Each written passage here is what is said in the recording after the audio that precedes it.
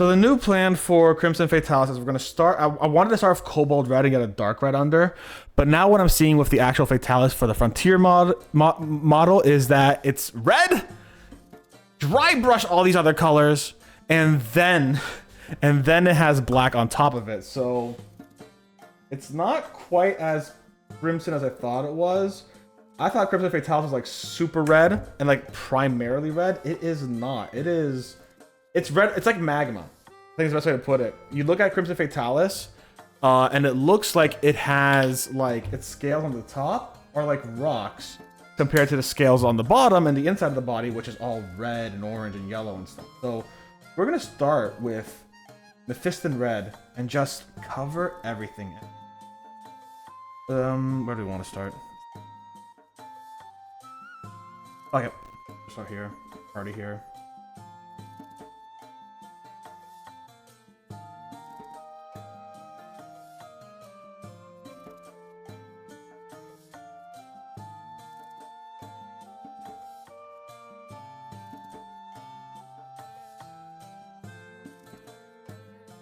Getting red. Let me move the light a little bit better. Look at that.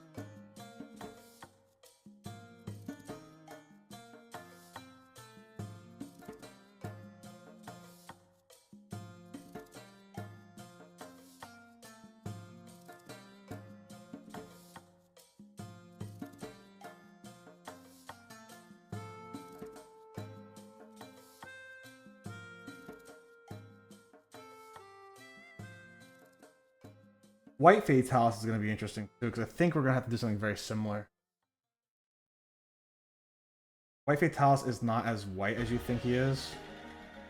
Even though he's literally called White Fatalis, he's just not as white as you think he is.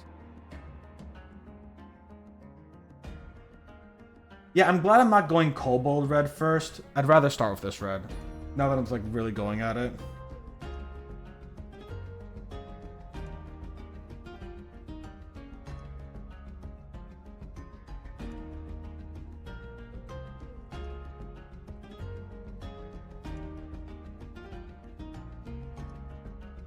Already starting to dry here, which looks really nice actually.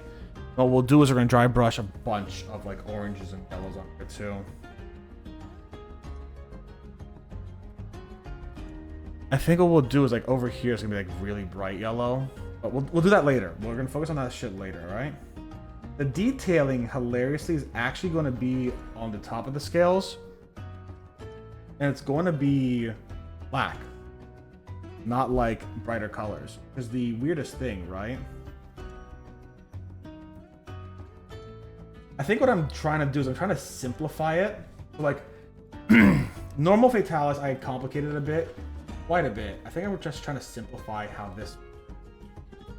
I don't think we need to make it very complicated. I think we just need to get the red on here. I think we need to get the dry brushing to look nice. I think we need to get the dry brushing to look really good in certain areas. And then, I think we just need to...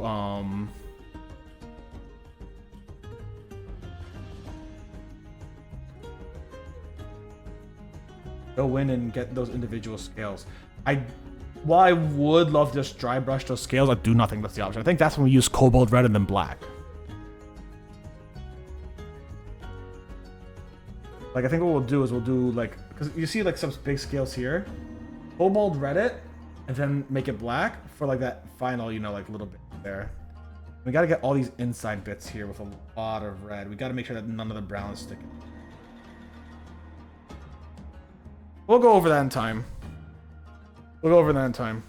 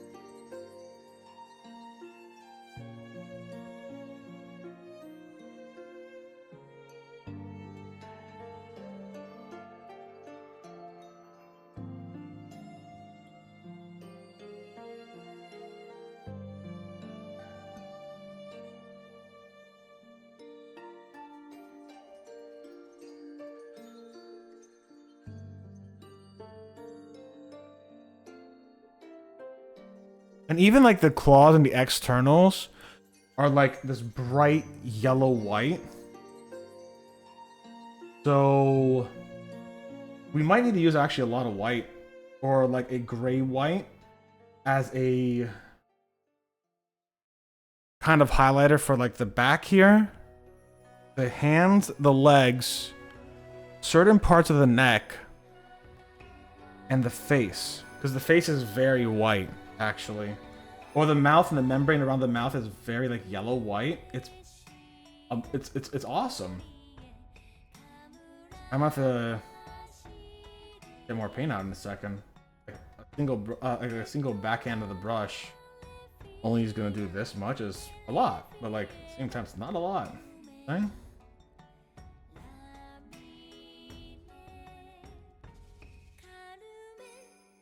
It's also just got like this one area that just will not go in. Huh. Let's see if I can push it.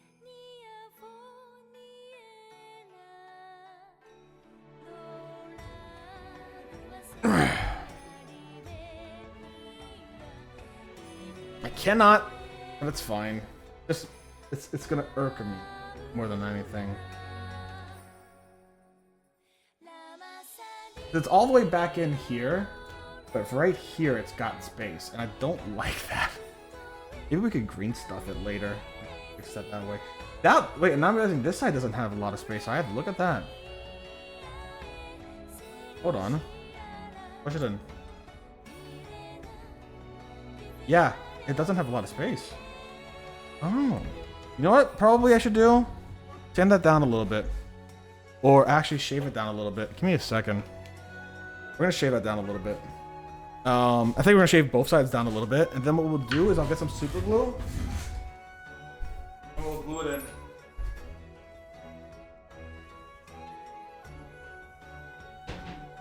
At that point, it's like, if it's not in there perfectly, it's not that big a deal. I could also actually just fucking, what do you call it? I could just like actually, paint this everywhere. A little easy.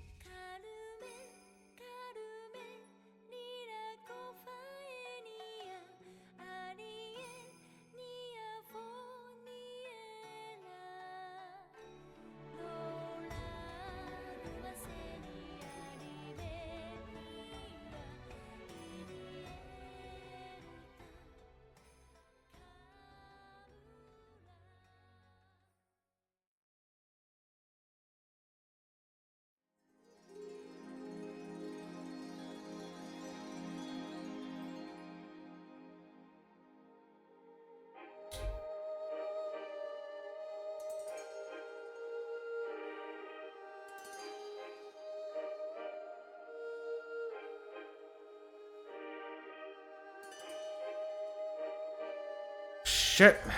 That's why you never do it towards yourself, guys. Give me a second. You're back.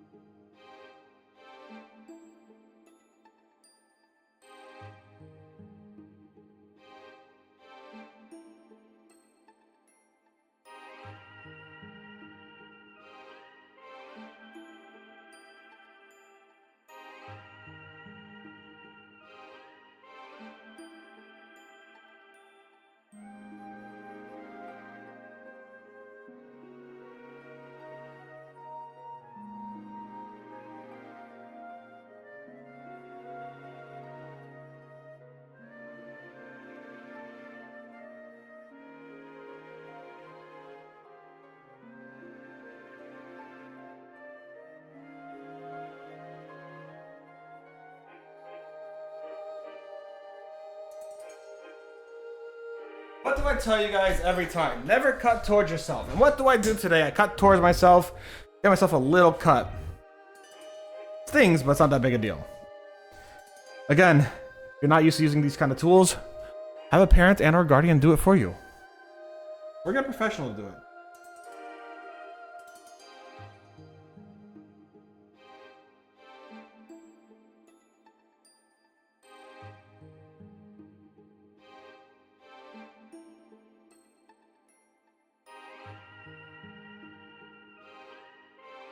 Oh, hold on. Oh, it's paint. Okay. I was like, wait, hold on. I see a little bit of red on my hand. Oh, no, that's paint.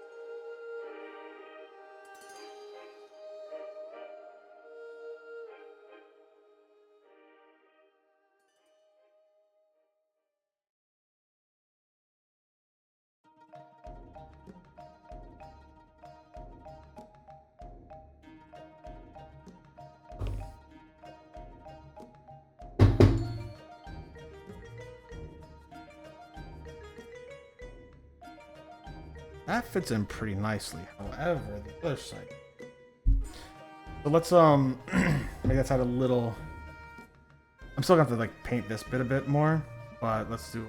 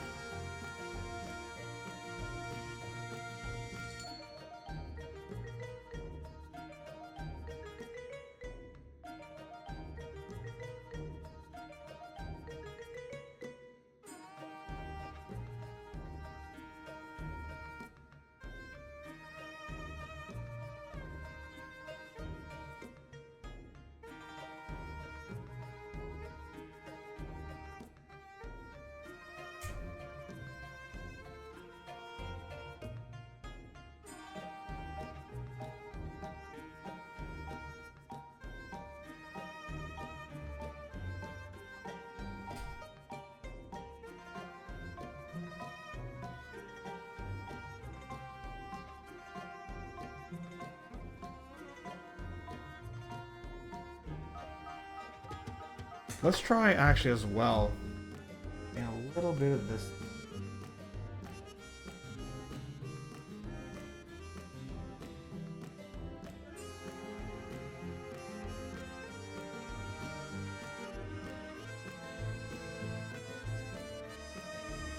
All right, let's see how that looks.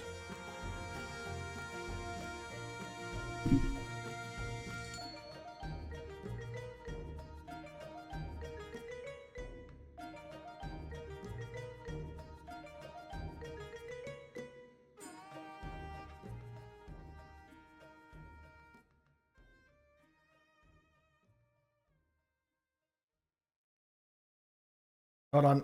I'm gonna try putting it in. Give me a second. Sorry guys, I haven't put it in a bit, you know what I'm saying?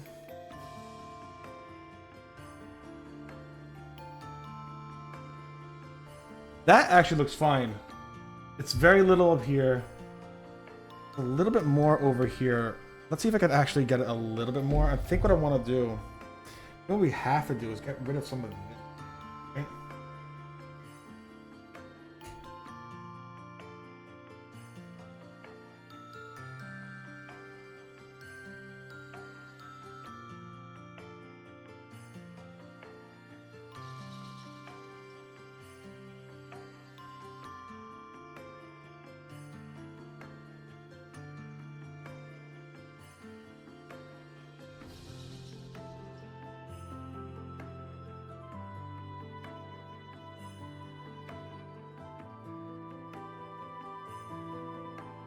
We got a rid a little bit of that area. Making it a little bit easier to actually like get into, like there's a book inside there.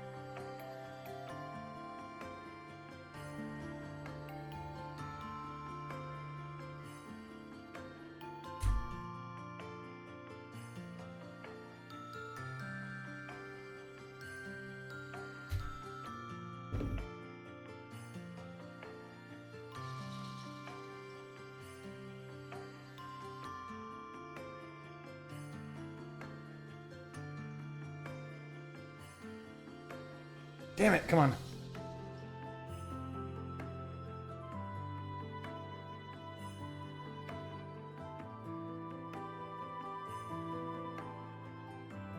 think that's all I'm gonna get it in, actually. I'm seeing the same issue.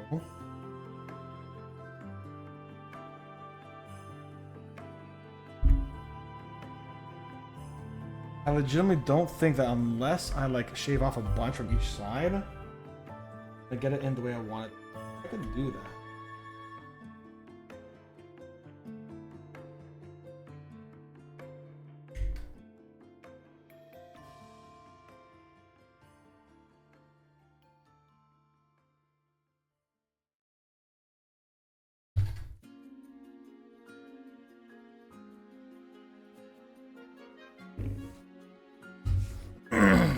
That goes a little deeper. It's not always the fact that it's bigger, it's better, guys. Remember. Penis strokes.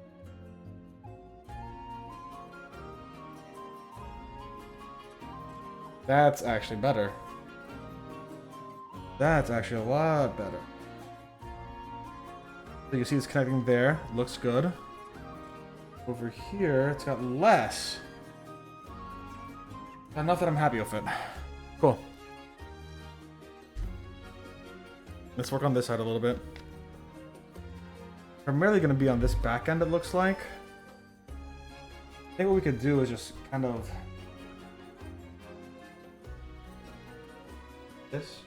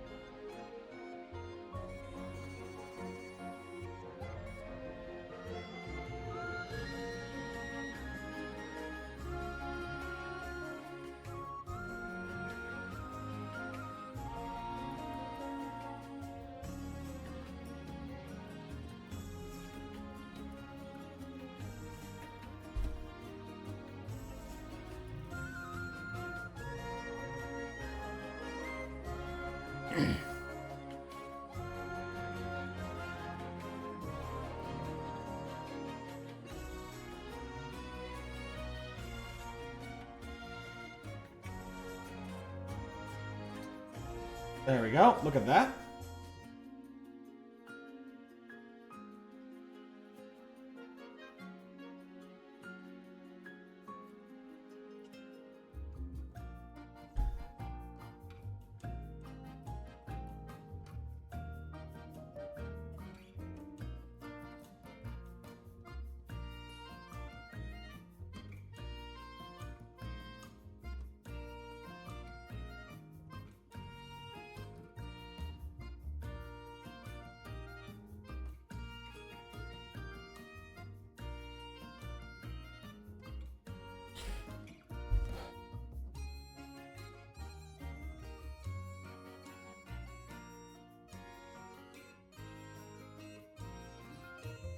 Okay, we got up a little higher here, which means we want to get a little lower here. That's great. We're actually good progress.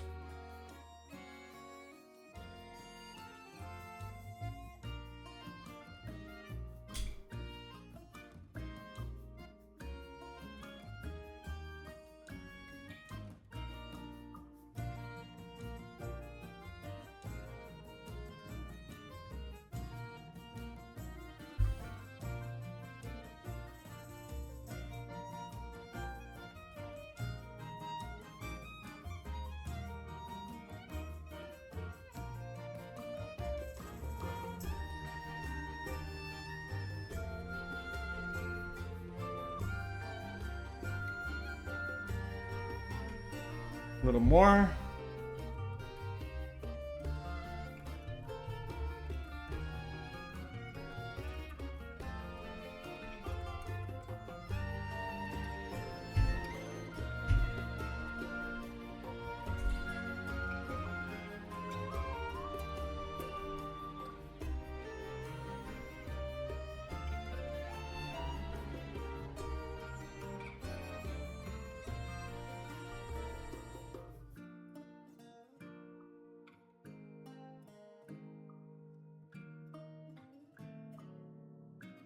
Oh, beautiful.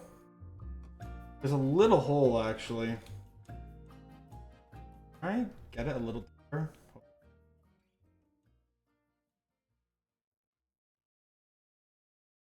I can, I think.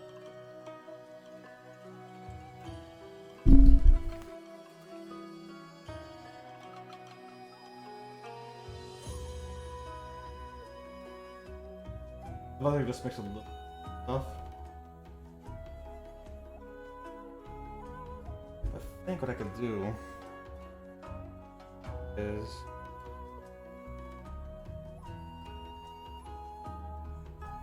up there.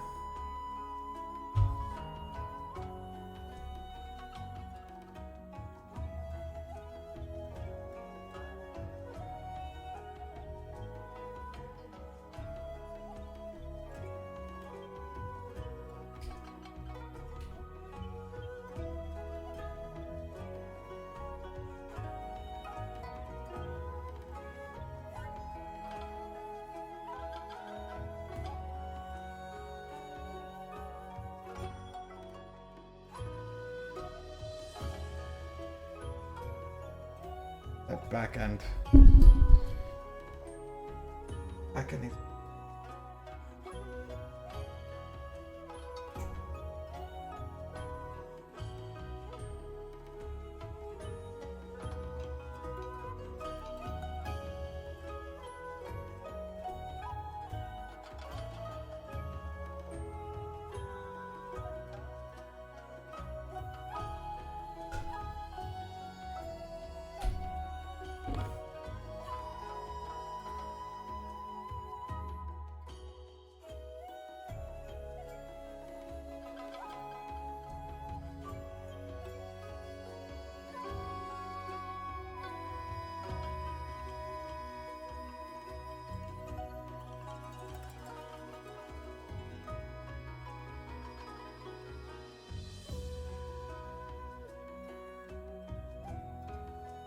It's having a very hard time getting in. A little bit more to work on.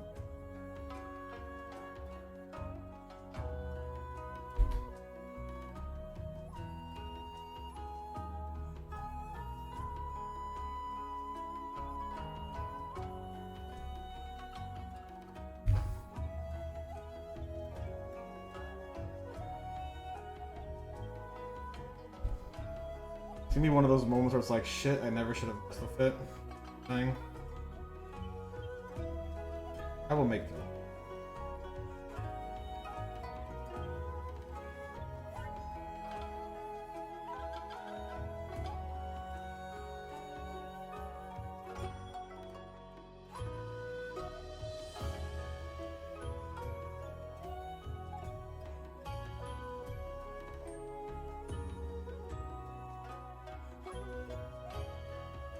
Okay.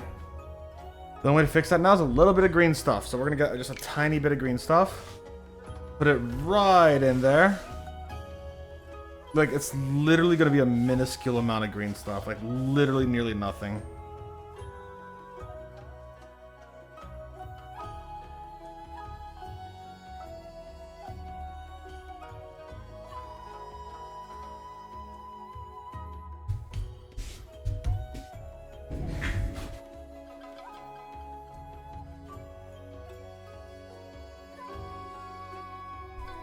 I'm getting some green stuff, 1 second.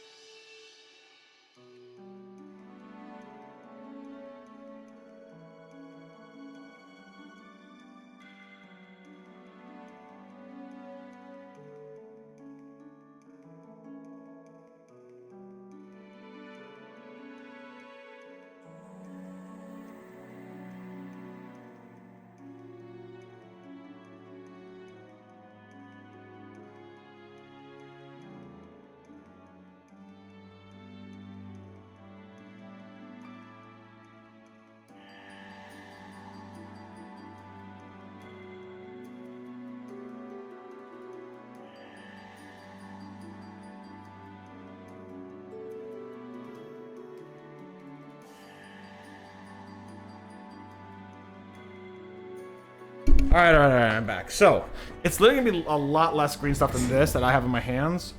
And what I'm gonna actually do, now that I realize I have the fucking wings apart, I'm actually just gonna paint the wings separately from the body. Then we can put it all together later on, which I think will be great. What I'm gonna do, I'm gonna put a little bit of green stuff on there. Just a little bit. Like, I don't care. This is like perfectly... whatever. Like, all I need to do...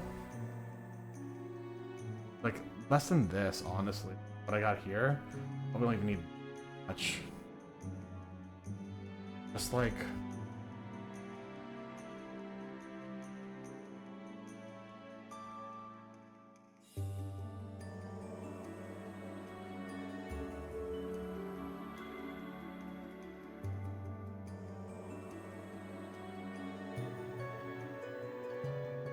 like, it literally just needs like that.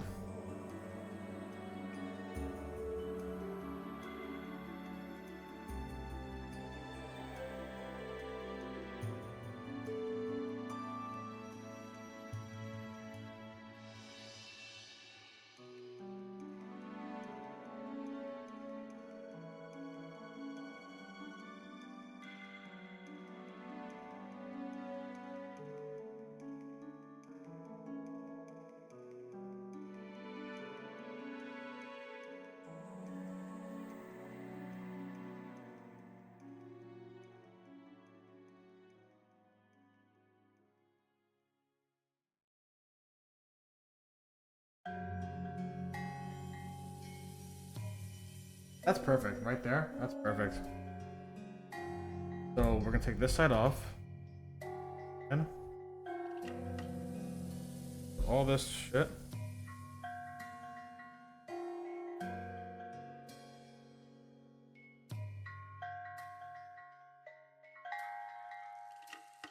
And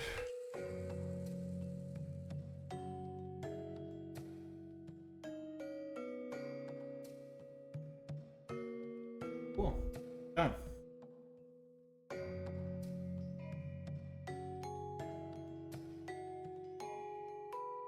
Alright, we're done with this. Alright, so yeah, fuck it. Why am I worried about painting it all at one time? Let's do it bit by bit and wing by wing and not stress out. You know what I'm saying? I was painting it as a whole fucking thing. Let's paint it as what it is. 3 separate parts. 2 wings, 1 fucking body. It's gonna be so much easier.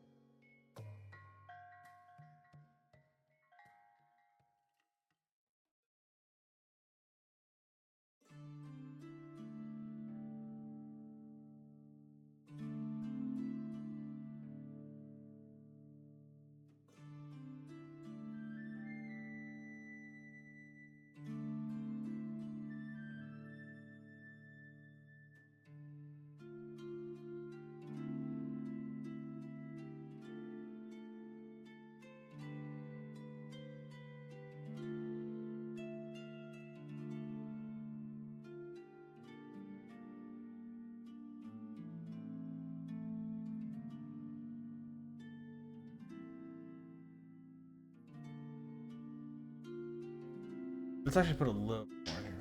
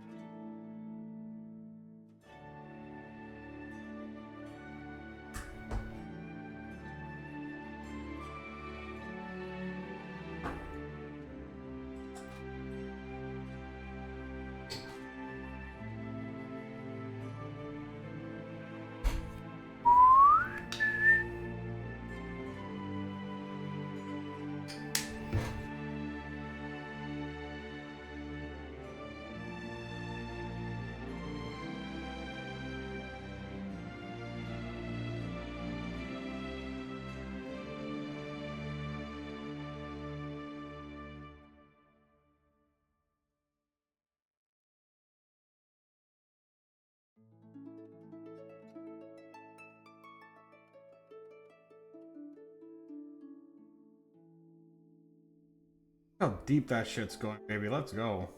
That's great.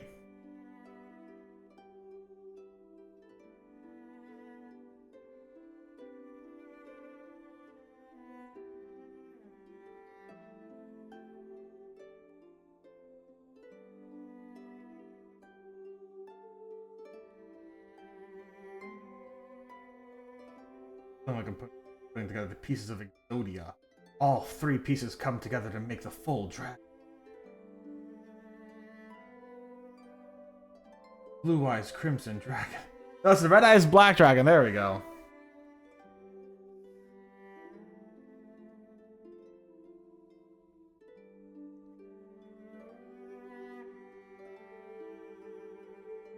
Did Joey Wheeler have more dragon cards than fucking Kaiba did? Because Joey Wheeler had the 1,000-Year Dragon, the Young Dragon. Of course, it's Time Wizard. And he also had Red Eyes Black Dragon. I believe a few fusions with the Red Eyes Black Dragon as well. Because Red Eye Black Dragon could fuse with, I think it was Buster Soldier and the Dark Magician.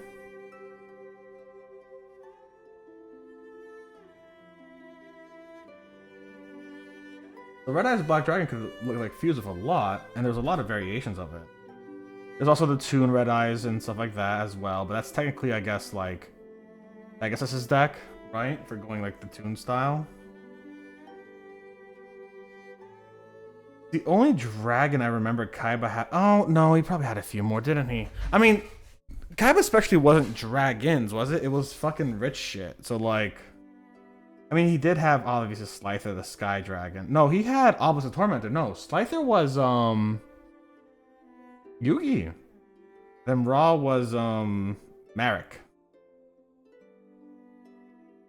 God, the amount of fucking shipping between like Yami and Yugi, and then like fucking Marek and Bakura and shit like that was insane. I think even the Yu-Gi-Oh! Bridge series like fucking really hit on that a lot. It's just like, yep. all the jokes about Bakura and Barrack being inside one another. Bakura. A lot of those fucking jokes from Yo Bridge series would not make it today. They fucking wouldn't. There was special kind of comedy back then. I don't know what the modern day opinion of like the Yu-Gi-Oh! Bridge or even the Dragon Ball Z Abridged. Like I know a lot of people like love Dragon Ball Z Abridged. But there is also like a lot of like 2000s here. Like I think Niga Higa, who did the how to be like a ninja thing, right? Very old school YouTube had a phrase. It's like, oh, to be a ninja, you gotta disguise yourself as XYZ, and then they use a slur for gay people.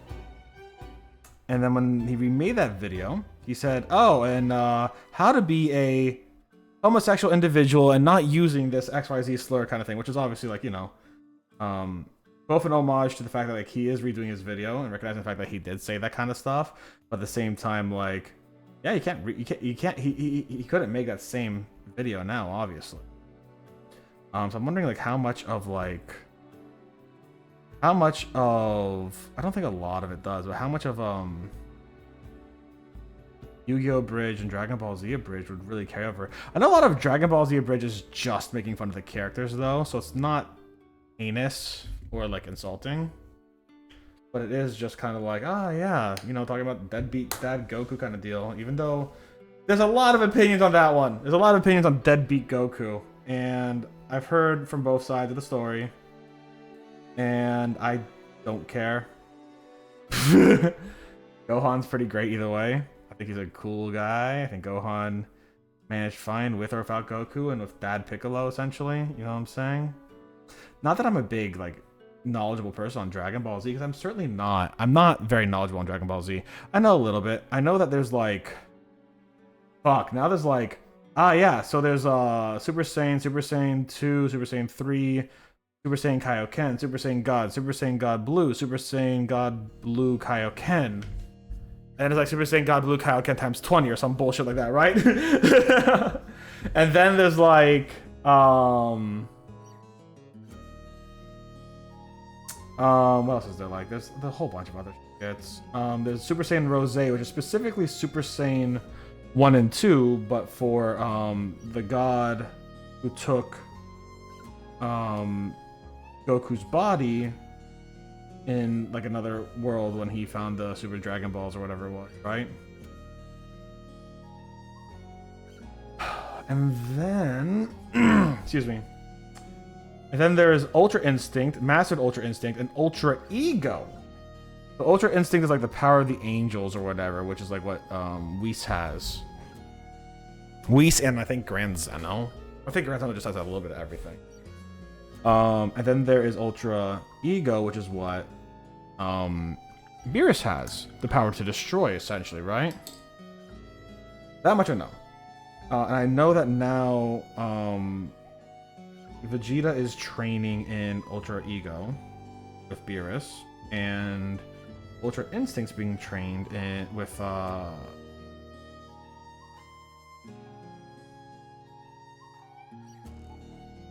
what's his name? Goku and Whis. Just one of them where it's like, okay, yeah, they got their own thing again.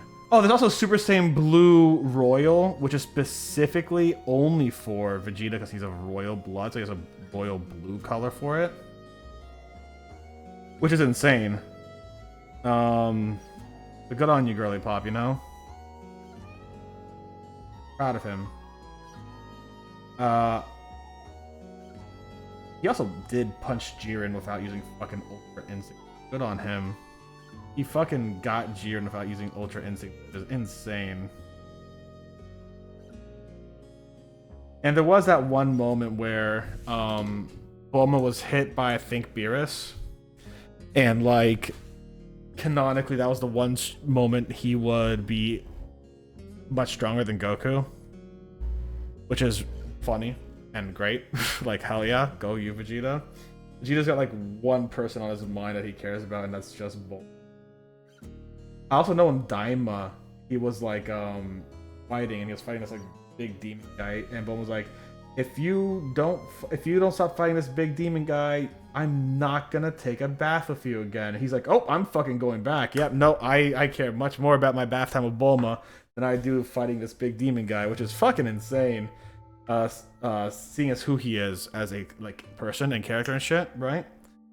But also like, fuck yeah, Bulma, control your man, girl boss that shit. It's great, honestly. Absolutely love it. Absolutely love it.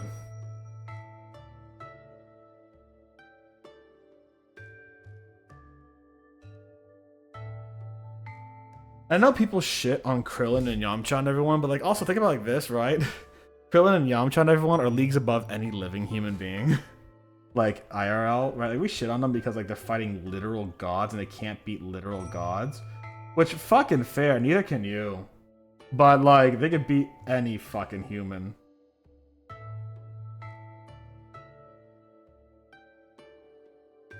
And many other humans from like the fucking multiverse too. In fact, there's a few scenes where Krillin actually outsmarts Goku, because Goku doesn't fight smart, you know? And he outsmarts Goku and he outsmarts Gohan.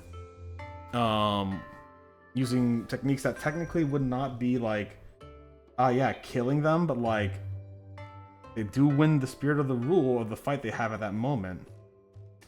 And he kicks some ass on there, you know what I'm saying? That's really cool. I think Krillin and I mean Yamcha's an asshole who cheated on Bulma, but I think that Krillin and the humans get a lot less recognition than they deserve as strong beings, because they are the strongest humans. They're just fighting against literal aliens and gods. What the fuck do you expect from them? Really, you know? Them? No. Like saying, they're kind of like the Batman, right? Like, about the money. Well, I guess Bulma. But like, it's like, oh yeah, here I have, very smart individual. Who could kick some ass. Could block bullets with his hands and take down any threat to his family in reality. And he's being compared to fucking gods. Like, poor Krillin. He does die all the time. And I would say not because he's not strong, but because he's not the strongest gods and shit like that, right? So like, also, yeah, I mean, I'm definitely gonna. Fucking, I got access to the actual whole side, a whole back of the mini. That is so nice. Oh. Hello, you broke. Glue you back together real quick.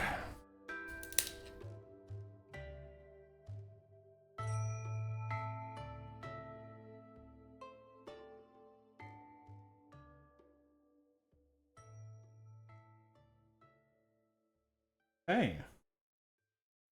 You stay together.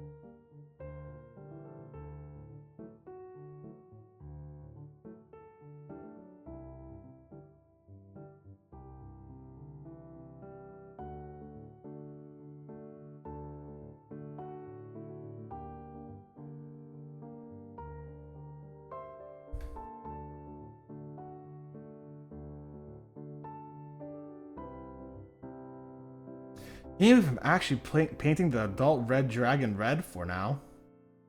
The answer is for now, not forever. This will soon be us.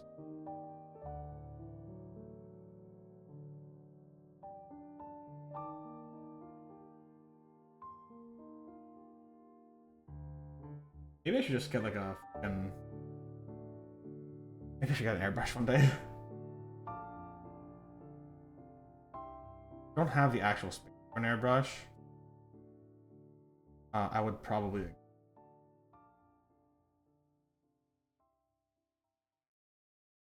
Breathing in some...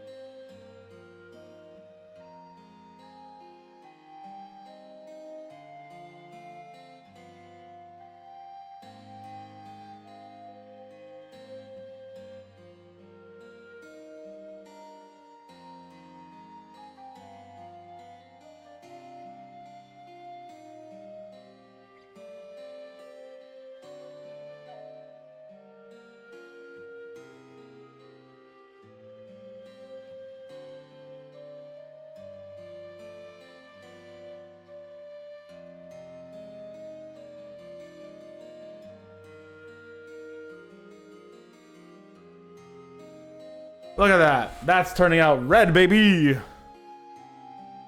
I want to get basically like what today's goal is to get all the red on there. Don't know if we'll get any further, but if we do, good. If we don't, that's fine too.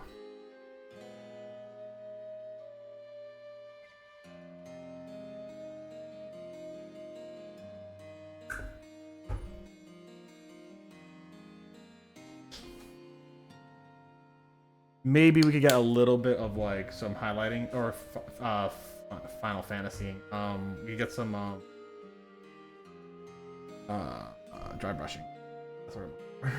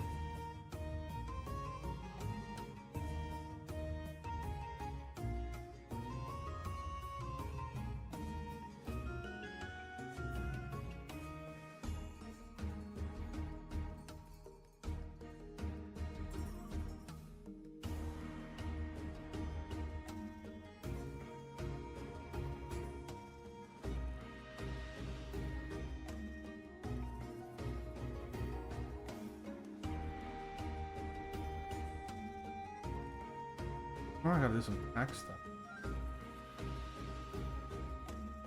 Finn! Hi, baby. Love you too. How are you doing today, Finn? We're starting Crimson Fatalis, and believe it or not, Crimson Fatalis is not very red. And now you're wondering, why am I painting Crimson Fatalis red if he's not very red? Well, the answer is simple. We're going to start red, and we're going to build him up to like a bright orange on a lot of parts, and then a bright yellow. And then we're going to go back, and we're actually going to take a lot of these big scales all around and paint them a dark brown and then a black, because Crimson Fatalis has like a skin underneath his scales that's red. Not per se that he is red himself. It's a fucking weird thing, man. But I thought Crimson Fatalis was a lot redder than he is. He's not. And I'm using his Frontier model as a guideline, essentially, because he doesn't have a modern day model. I'm going to say that, and then literally like in a day, Wild's going to be like, hey, here's our new Crimson Fatalis model. You know what I'm saying? And then rehearsals for Anything Goes went weird as well. Hell yeah. What went? Did anything go?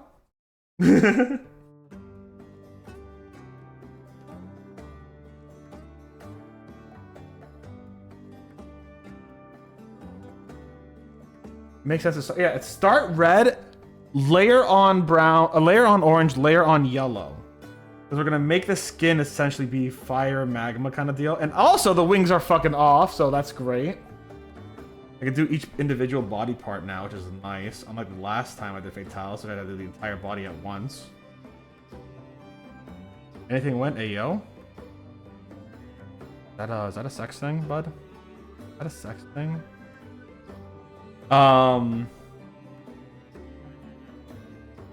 And like all the extremities of Fatalis end up being very bright, right? Yeah. How much are you on the phone in the shower? Dude, the amount of times I have actually like chatted to you and other friends on Discord in the shower is intense. Like, I have brought my phone into the shower because like there's a nice little dry area. I'll put my phone on there and I will listen to like lore videos or music or yada yada. But sometimes I'll just dry my hands and I'll just go up and be like, all right, time to talk to my friends. And my friends are just talking, just chatting the shit, shooting the shit. And I've been on calls with people in the shower. That I do not care. Here's the funny thing, right? Same shower. Yeah, exactly. Here's the funny thing, right? I've been on calls with people in the shower, no problem. That is no problem by me. I cannot talk to someone who's on the shitter. If someone's taking a shit, no, we're not talking. If you're using the toilet, we're not talking. But if you're using the shower, I'm good to talk. Like, I'm fine to talk as long as you're using the shower. I'm not good to talk when, I'm using the toilet. Completely different in my brain. But like, yeah, no, exactly. I will be on a phone call with people I trust, obviously not everyone. In the shower, no problem. No fucking problem. That's okay. Yeah, exactly. I'm not listening. I ain't trying to listen to your shit. Take that shit elsewhere. Unintended. But I'm perfectly fine with listening to someone like, all right, I'm in the shower, and then you hear their head dunk under the water, and it's like, fine, whatever. As long as you're not putting on the video mode, and if it's you, Finn, put on the video mode. But you get what I'm saying, right? Like, like, I don't care if you're in the shower. I know some people who are like, yeah, I will talk to you when I'm taking a shit. It's like, no. We will not talk. I will wait for you to come out of the shitter before we talk. Yeah, boy. No, you come out of the shitter. We'll talk when you're done with the shitter. I will talk to you in the shower. I will not talk to you on the shitter. Showers... not to sound weird. Shower is like, it's a comfortable and on the phone a communal space with those you trust specifically. I've been on the shower for a few people. Well, 2 people that I can think of actually. Just 2. It's perfectly fine by me. I could not give a shit less. I will never use the restroom and talk to someone. Like if I have to use the restroom and I'm on Discord, I will just put my headphones down, mute my mic, and I'll go to the restroom, right? I'm not gonna fucking like bring anyone with me. I know people who have. I know people who are like, oh, I'm bringing the headphone, and I'm like, do not fucking talk. I don't want to know you're shitting. Thank you very much. You know what I'm saying?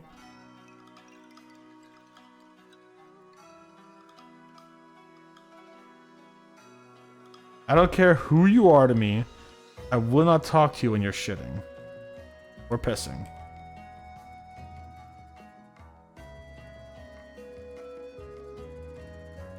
Actually, let's get this side done real quick. How am I supposed to use the bathroom with an audience? Exactly! Now, showering with an audience is fine. Again, that's fine. That's just, you know, casual. I had some friends who were very casual with the body. Not in a sex way, just like, yeah, they didn't care like about nudity and stuff. And that's A-okay. You know, there's like no shame in that. You know, as long as you're with people you trust and are friends and are close to you, of course, no fucking shit. Stay safe. That's all it is. But like, I'm not fucking pissing and shitting with anyone around me. That is private time.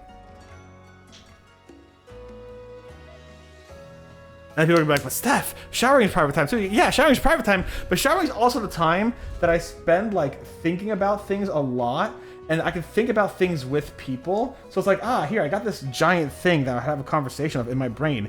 Now I can have this giant thing that I have a conversation of in my brain with someone else as well. And as such, this time is now enhanced. You know what I'm saying? My private brain time has now been like private brain time plus someone who I'm comfortable with sharing this private brain time with.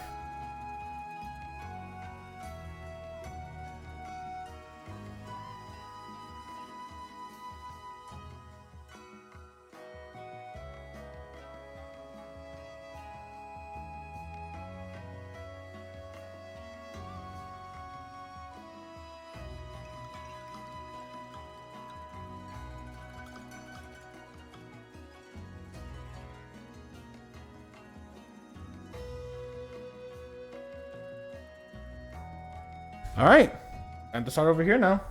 Get to the back of the wing. Put a little bit too much paint on here, actually.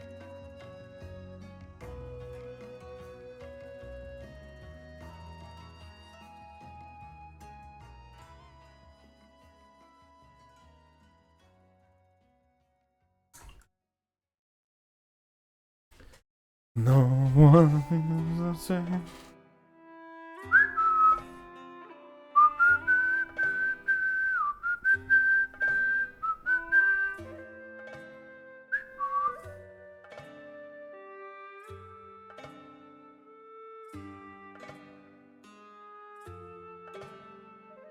There's this person online. I don't know much about her, but I see her every once in a while. Who goes by Storm something or another, right? She's she has a lot of Metal Gear content, and it's really funny. I think I sent you a video of hers. Now that I think about it, Finn, where she had to do the whole thing where like Snake had a transmitter in his body, and they pulled the whole Austin Powers where it was just like, look at all these shadows and shades, and it looks like horrible shit. Like she's stomping on his crotch and shit, and like pulling things out of his back and ass and what have you.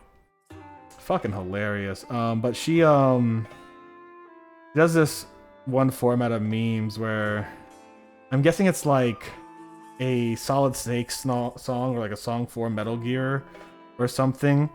And like there will be like a phrase that someone will say in Death Stranding, and it'll be like, yeah, it's sort of like a phantom pain, and she'll be like, oh, and then you'll hear like the no ba ba ba ba ba, and a picture of Kojima will start coming up, and it's just like a fucking like song that's like, I don't know why it's associated with Kojima. I don't know how it's associated. I'm guessing this song has like something to do with a game like titled like Metal Gear Phantom Pain or some shit like that, right?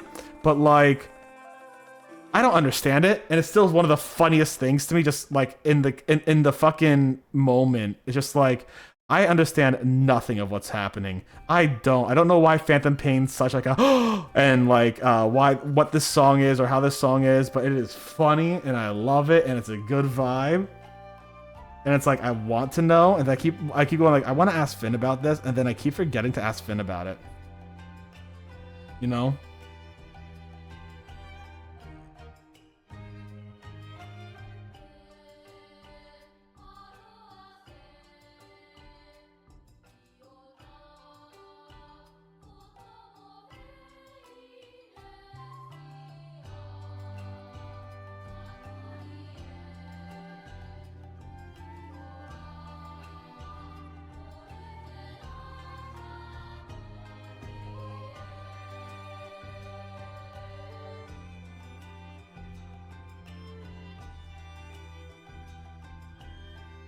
I don't know what the song's called.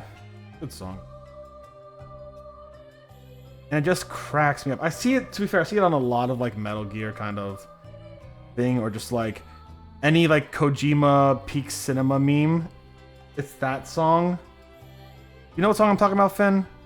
Finn, put your phone in the water and answer me directly. Or ask Siri from your phone, or Alexa, or whoever is on your fucking phone to text me and be like, yeah, this is what the song is called and this is why it's funny. But it's in every Peak Cinema Kojima meme.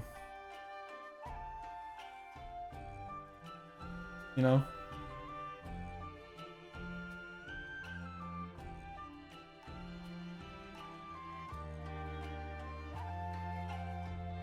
That Duran Duran song? I don't know. It goes ba ba ba ba ba ba ba ba ba ba ba ba ba ba ba ba ba da da.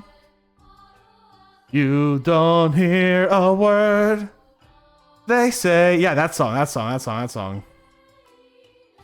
it? Okay, yeah. Does that have anything to do with fucking...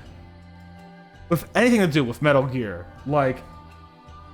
it's always with fucking Kojima and Metal Gear. Does it have anything to do with Metal Gear? Nope, it's just fucking there. That's amazing.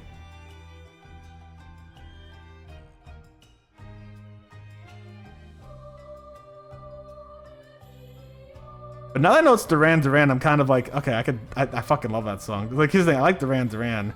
Or I like some of their songs. I know a few of their songs. I don't know which songs of theirs I know, but I know the songs that are by, some songs that are by Duran Duran, because I had them in a old iPhone, not an iPhone, an old MP3 player. That's a lot of fun. Back in the day.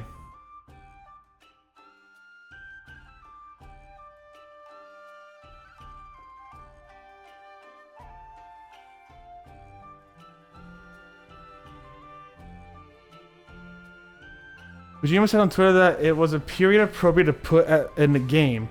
He would have had MSGV and now everyone online runs with it. Ah, I gotcha.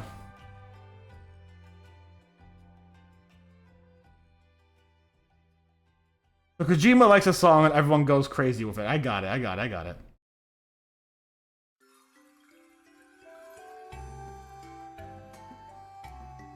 By the way, it's a banger to be fair. It's a fucking banger. By the way, Kong Gobbler, you were giving me some shit and being really rough a little while ago on some of those missions I put you on there, bud.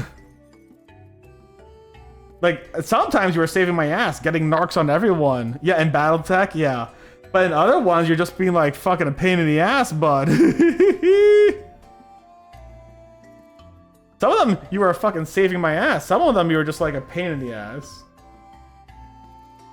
Sounds about right. Get that green stuff away from here. Kong Gobbler. That's just an accurate depiction of me? Yeah, more or less. You never know which one Finn will be, a pain in the ass or saving your ass. But don't play MOBAs with Finn. Finn's gonna go Black Widow all the way and pull a Zaza or whatever it is. I'm just vaguely aware of the Kingman drama. Vaguely aware of it. Oh, you mean sex? Got you. Okay, I say I'm vaguely aware of it as if I haven't listened to some videos about it, actually. I was really curious as to what the fuck was going on in the Marvel's Rivals community, because like, I'm not part of the Marvel Rivals community, but I was curious as to what the drama was, and I kept getting some shorts about it.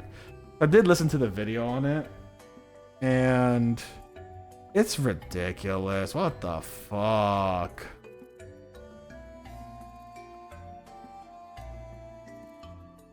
Marvel's Rivals was bound to get some drama, don't get me wrong. It was due for drama, but Jesus Christ. You don't know anything about it? It's not worth it. The long and short of it is there's this guy named Kingsman or something.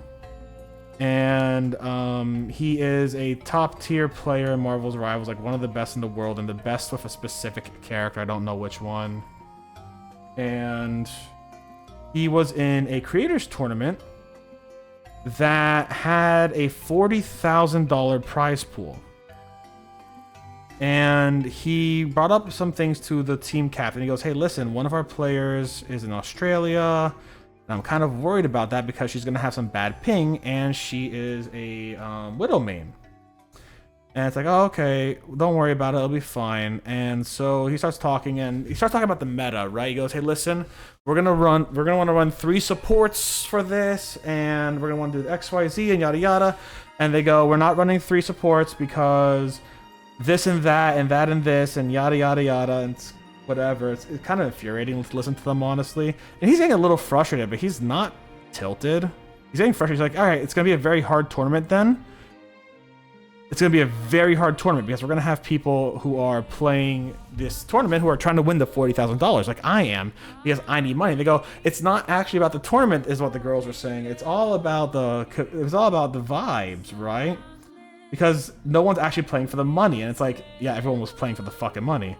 So this one person, Zaza, was like, yeah, I am playing Black Widow and I am good at Black Widow and yada yada yada. Maybe she is, but in all reality, whether due to her ping or whether due to the fact that she wasn't playing well enough, she went like 0-8 in a game, while the other dude went like 16-2 or some shit like that. Maybe it was like 0-5. I don't remember exactly.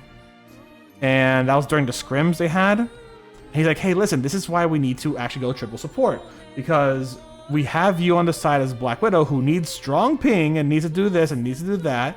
And I bet you're good at it, but it's not working out for our composition because we would have to build our entire composition around you. And he goes, I can switch to doing a different, I can switch to support. I don't mind, but we need someone to switch to a tank or whatever it is, right? He's also really good at support. And I was like, no, stay on your magic build or whatever it is. Stay on your magic build. Because you're doing really good with that, and you're getting 18 kills, and he's literally the only one really doing any significant amount of kills. And from what I understand from there, what's happening is they started reporting him to the tournament organizer for harassing and bullying the Black Widow main. Hey there, DD Build, hello, how are you? We're talking about my vague, bad understanding of the Marvel Rivals drama. So if you know anything about that, feel free to do it. So anyways, they reported him. He got kicked out, and he released a video of the scrims of himself. He says, "Hey," and then the video goes, "Hey guys, don't harass any of these people. I was kicked out of the thing, but let them do whatever they want. I don't care personally, right?" And esports are fucking weird, dude. They fucking are. And what happens is, right, everyone goes on Kingsman's side because it's very clear that these girls have been, like, bullying people a lot. And one of them had actually been, like, talking, like, racial slurs in the past when playing CSGO, which is fucking insane. Or, like, what have you. They actually, what was even wild was, they compared Kingsman, who was saying, hey, guys, we need a triple support team, and we need a tank, and we can't have Black Widow. We can't build around Black Widow because yada, yada, yada. They called him, I shit you not, Benjamin Netanyahu, saying he was just as bad as Benjamin Netanyahu. Compared him to fucking Israel, committing a genocide.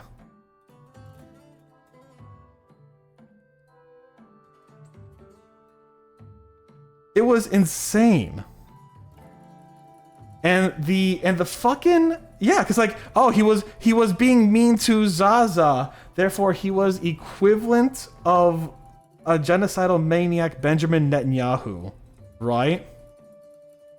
And the person doubled down on that, saying, well, I have family in Palestine. And it's like, what the fuck is happening, right? So what I understand is, here's what I understand. Kingsman was trying to, this does look like blood, but it is not. I did cut myself. That's where the blood is. This is not blood. So Kingsman, to the best of my knowledge, he was frustrated, but he was talking responsibly and reasonably about how to actually build a team that could work for them to win a $40,000 competition that people were playing for money for, right? His group bullied him, made fun of him for being a college student, said that he was stuck in his mother's basement for God knows how long, and just ridiculed him to everyone, for whatever reason, and did it live, and even talked about sabotaging him live, and even said, "Hey, if you keep frustrating me, I'm not going to shoot my shots. I'm not even going to try to play," right? And what happens after that is he gets kicked from the team, and the fucking tournament organizer, you know what he goes? He says, he goes, "Hey, he goes, yeah, this is like, we're kicking out Kingsman because like here's the information I got, yada yada." And a week later he goes, "I was lied to, and I should have done more research, and I should have actually been a better TO. I fucked up." And people go to his chat for a few weeks, like, been like, "Hey, you fucked up." He's like, "Yes, I did. You are 100% right. That hate belongs on me. I fucked up. I should have done more research." So he gets like some fucking like brownie points. I'll give him that. He took fucking responsibility. I'll give it to him. And on stream, he's been getting shit for it. He's like, "Yes, you're right. I do not blame you. You are 100% correct. I screwed over Kingsman in that situation. I should not have. I didn't look at the facts. I was just told XYZ and I went with it. I did no actual research. I fucked up." Good on him. And everyone else was still holding their ground, saying, "Oh, I was having panic attacks, and that's why I called him a meta slave." "Oh, you called the person of color a meta slave. That's cool," or whatever. "Oh, I called him Benjamin Netanyahu for whatever reason," or yada yada yada. It was ridiculous. So I'm vaguely aware of what's happening, and probably what I'm saying is a little bit out of like order, or some parts are like mixed here and there kind of deal. Like, I may not have gotten every exact thing right in order, but that's kind of like the TLDR. The good news is Kingsman actually got a deal with the actual company who does Marvel Rivals, and actually got all the money he would have won anyways if he had won the game by people donating money to him and joining his Twitch and joining his YouTube and all that kind of shit, and subscribing and yada yada yada. So he actually got a really good ending. He also got sponsorships and what have you, or something like that. And it was really cool. So he has a very good ending. The other people, the girls who were bullying him, I don't know much about what's happened. I think some of them are still actively trying to say, "No, we were in the right. We're still good and we're good people," and yada yada yada. And one of them tried to throw their boyfriends under the bus, saying, "My boyfriend's the one who reported Kingsman, not me." And the boyfriend's like, "Yeah, I did it." And then there was like a clip from her thing saying, "Yeah, me and my boyfriend are putting together a list to throw Kingsman under the bus," basically. It's like, what the fuck are you? So it's just wow. And all I know is that literally the Twitter community page notes, which you could take those with a grain of salt, as always, fucking dogged on them, man. The fucking community notes are just like, "Yeah, they're lying. Here's every bit of evidence." It's so fucking funny. The community notes can be really funny sometimes, when you see that kind of shit. But yeah, that's what I understand about the Kingsman drama, or yeah, I think it's Kingsman. The Kingsman drama in Marvel's Rivals. Good on him. He's still going at it. He's still playing Marvel's Rivals. Still doing his best and playing his game, and playing his character, his magic build, or whatever it is. I didn't know like Marvel had, I mean, yes, Marvel does have magic, so like, you know, like fucking Doctor Strange and Wanda and shit, but like I didn't know like there was a specific magic build. I thought it was just like DPS, and then it was like tank and support or whatever. I guess it was like a magic build to the side, but yeah, I don't know. So esports are stupid. Esports are weird. There's so much fucking drama in them, and I'm glad Kingsman got a good ending out of it. Sounds like, at least. And that's all that matters. He got a good ending out of it. He made a lot of money. He's at like a couple 100,000 subs or whatever it is on YouTube, and get plenty of ad revenue. And again, the tournament organizer is actually taking a lot of responsibility for saying, "I fucked up. I listened to XYZ. I didn't actually do the research and see what happened." Yeah. Fucking esports, man. We like. Drama, fucking dude, drama. But I mean, you kind of expect that to happen with esports after a while. Like, Super Smash Bros. Has plenty of drama. Pokemon has plenty of drama. Marvel's Rivals was going to get drama. I do know, actually, as well, the people who were sponsoring the bullies actually stopped sponsoring them too, which is Great. Hit them in the wallet. That's where they fucking deserve to be hit. You know what I'm saying? They'll still have simps that'll pay them on with Twitch Prime and shit like that. So like they'll be fine, but you know. Just one of those. Good on Kingsman for being in general, from what I understood, a validly frustrated, but generally chill dude throughout the entire thing. He was a lot nicer than I would have probably been on some of those comments. No, I would not have. No, that's a lie. He's a lot nicer than I know a lot of other people I know personally would have been on some of those comments. I like to think I could be a bit of an asshole. I can't. I don't think I can. What do you think, Finn? Do you think I could be a bit of an asshole? I think you know me the best in this space at the moment. Well, in this chat room. I don't know who else is in the chat room, so I think you know me the best in this chat room. Do you think I could be an asshole, Finn? I don't think. I don't think in sincerity. I don't think I could really be an asshole. I try. I don't try. I don't try to be an asshole. I was literally just talking about the other like a couple hours ago during my BattleTech stream. Oh, I fucking love Aria the animation because it's all about how it is a very feminine show that allowed me to really get in touch with my emotional side and yada yada yada, and I matured as a man through masculinity that a lot of people would say was very feminine and very, you know, weak or whatever, and yada yada yada. And it's like, yeah, I say that now. It's like, yeah, I don't think I could. Not in sincerity. I think on accident I could be an asshole. I think I could forget a lot of things that are important to people. I do that, actually. I do. But I don't think on purpose I'm ever really an asshole. Also, DD, hi. How was Minecraft? How have you been painting? How have you been building? What's up, buddy? Welcome to Steph Badly Explains Esports Drama.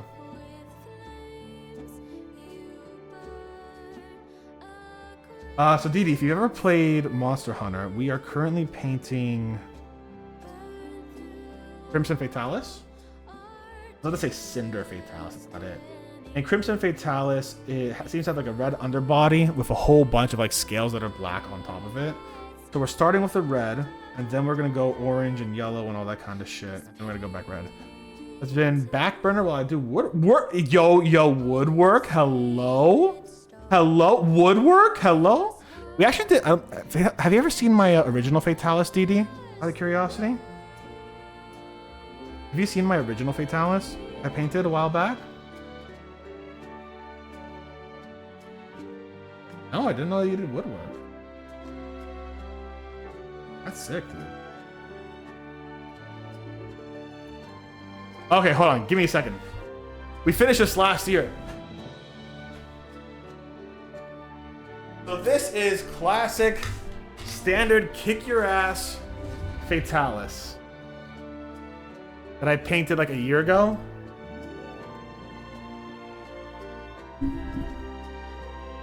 Very proud of him. We got the chest done very well. Got the eyes done. He's giving you them sex eyes, you know what I'm saying? And I did that very well. I'm proud of this a lot. I did the fucking shading on his hands with the secondary lighting really well. The back of him actually has a lighter shade in general. We actually have a lighter grayer shade compared to the bottom. Because the whole point is, from the back is shining the light that is like on him. While up front, while on the bottom is where the adventurers or the hunters are gonna fight him. So he has this back, lighter back on thing. It almost has a little bit of brown on parts of it. Like parts of the Fatalis are kind of brown. But over here it's pure black because of the shadows. And then we have some, obviously. But yeah, thank you.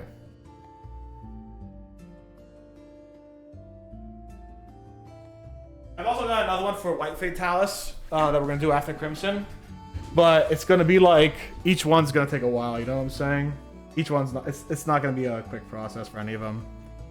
Well, that one's done. But like, you know, we'll do Crimson Fatalis. Then maybe one day I'll auction these guys off for like fucking charity. Get a whole set of Fatalises out there. It's been a thing for a year now, soaking up all my time for months longer. Yo, let's go. What are you woodworking on?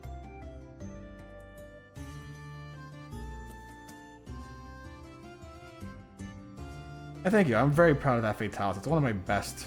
It's actually one of my most popular minis too on Tumblr. I usually post on Tumblr a lot of days now because Tumblr, while it still is a capitalistic hellhole, it's not as bad as a capitalistic hellhole, and they don't really care too much about you. So you get a lot of like shitty ads, not per se like Invasion of Amazon or McDonald's kind of ads. You get like a lot of here's King Shot the game ads. You know what I'm saying? You don't get it's a different kind of hellhole. It's a hellhole that it's a capitalistic hellhole that people forgot about, so it's not as bad. Furniture. What kind of furniture? Chairs, tables. What you doing?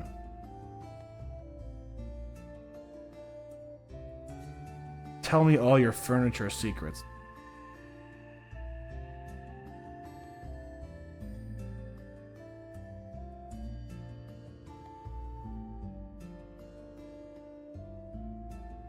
Any furniture reminds a chair that had to be made by me. So everything. Oh shit! Whoo, boy.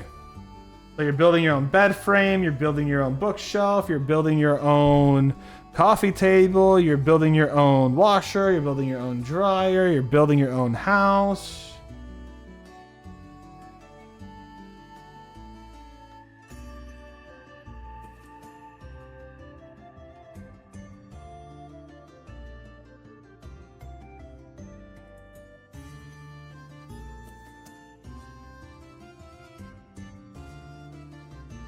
Good on you, bud. I yielded to my parents on the bed frame because they were dumbfounded. Yeah, Varen. I thought you're on an air mattress. I got an air mattress too. I slept on the ground before. I don't mind it. On a mattress on the ground for a while. I didn't mind it at all. One of those I just could not kill.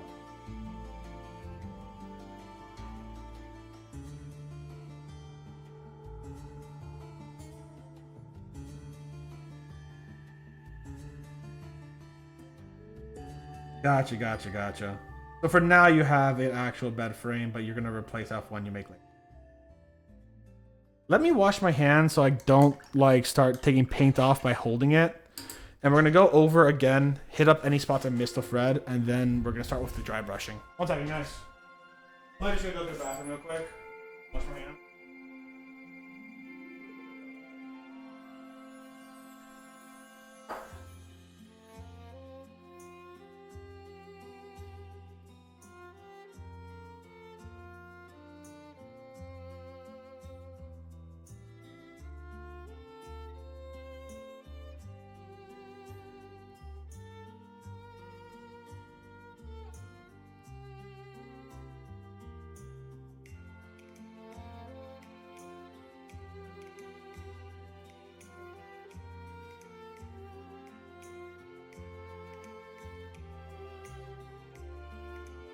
There we go, I'm back.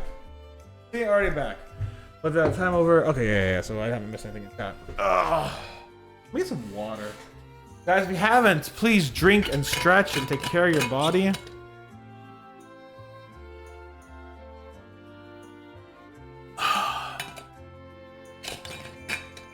Okay. So what I gotta do now is I actually have to go through fucking gameplay and find like different poses of Crimson Fatalis to see what's going on. Cause like I'm looking at like the wings as an example in Crimson Fatalis. Towards this area, we have very bright whites and yellows, but we have cracks like magma and veins coming out. So I think what I'm gonna do is we have a lot of veins on this guy here. We're gonna use these veins as cracks going all the way down and just white shade and then go back over them later on.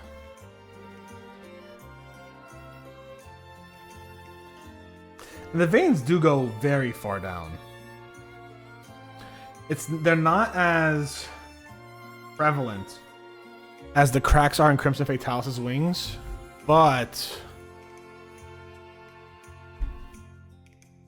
God, when you're fighting Crimson Fatalis, he doesn't really stand still that often. That's a little rude, honestly.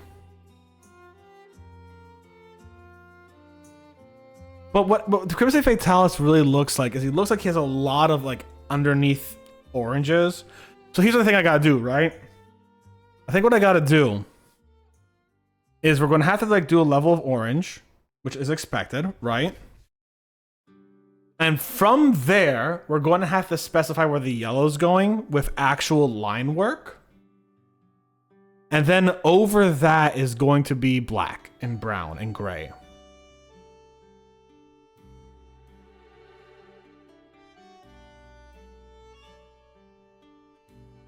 Ooh, I got a really good picture. Hold on. I think I got a really good picture here. Hold on.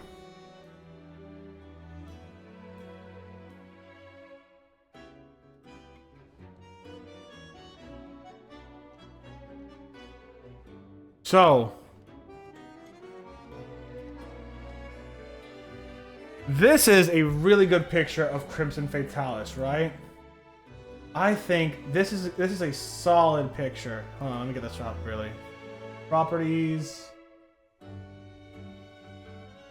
Actually, this is a great picture too. The one I had is actually pretty good. Like, that's like what I gotta get, right? I found a great picture as well. Watching the gameplay a little bit of this, right? So that's kind of what I have to aim for. That is like kind of what I'm using as my understanding. So you can see what I mean by like it has lava, right? There's like lava inside of its wings. Like the light's coming from inside of its wings, and then the outside's kind of like the rock on the lava that like holds part of it back. You know what I'm saying? I thought it was a lot redder, and it kind of is, but like it kind of isn't. You know what I'm saying?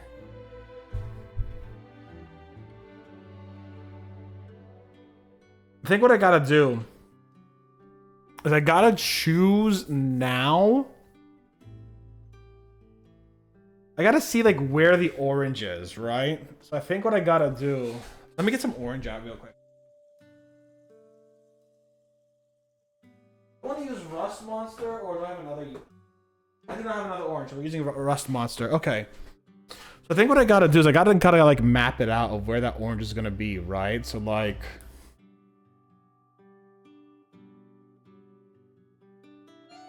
I'm not gonna put a lot of orange on here yet, obviously. But like, the orange has definitely gotta go like here, right? There's gotta be like orange like here-ish kind of deal. Gotta be like a bright orange too. We're gonna have to like put whites there. You know what I'm saying? Because we're gonna have the white, then orange, then white, then orange. Which is kind of like how you, from the last time I did flame effects, what I understood to do was you do a dry brush of white where you want that flame effect, and you do a painting of white if you want something more specific. You know what I'm saying? And then you go in and you dry brush orange on top of that, and you dry brush yellow on top of that, and then you have a really nice flame effect. That's how I did the other Fatalis' chest.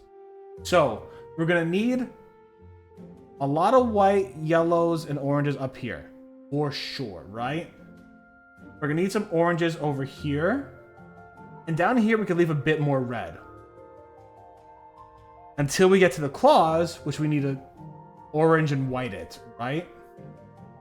The chest can be orange, yellow, and maybe orange down here too. Because it does get orangier as you go throughout the bottom here, right? And the back here can remain a level of red until we get to the actual sides here, right? Mind you, this is not a Fatalis mini. This is a WizKids Adult Red Dragon mini that we're styling as Fatalis. The arms on the top will have that white dry brushing. And the face will have dry brushing up here and what have you, and up here as well. And the dry brushing will kind of go all the way down to the side here as well. I think I have a plan. I do not know how good this plan will go, but I think I have a plan. All right, let's finish getting the red on there, and then we're gonna start dry brushing whites and oranges and shit like that, right?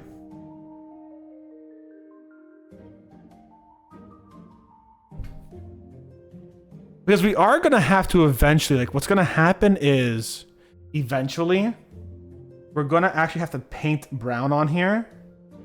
That's a solid, we're not dry brush or paint it. So we're actually gonna have to like map out where we want the red, where we want the brown and stuff. And part of that's gonna have to be done with these veins. And me choosing to make new veins essentially.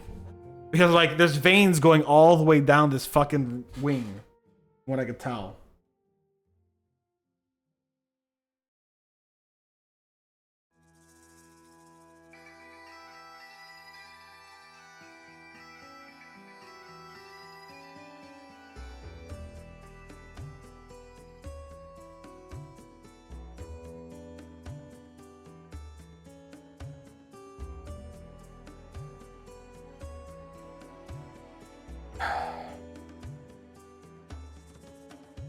I use a little bit more of a medium thinner.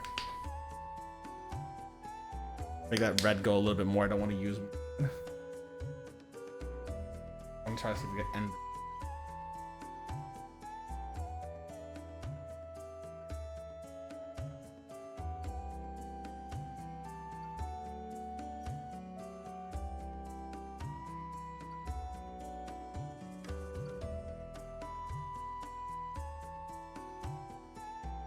What do you think? Do you think that's a good idea?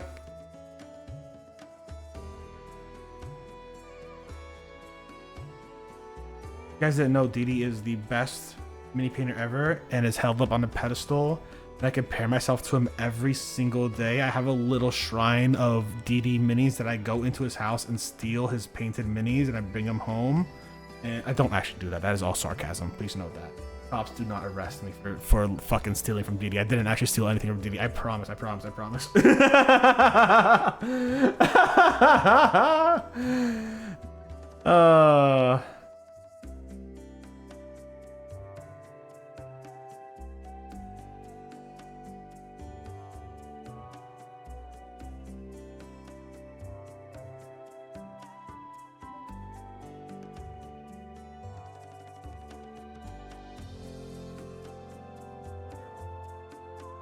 Actually, DD did paint. I think the coolest thing I've ever seen DD paint was this Game Boy Color cartridge in the style of in the style of gold with a hole coming out of it, and it looked fucking.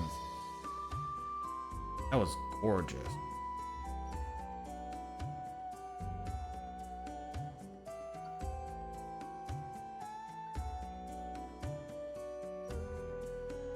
See, I'm looking at the wings again now, and I'm starting to feel that maybe that what I was thinking is a bad idea.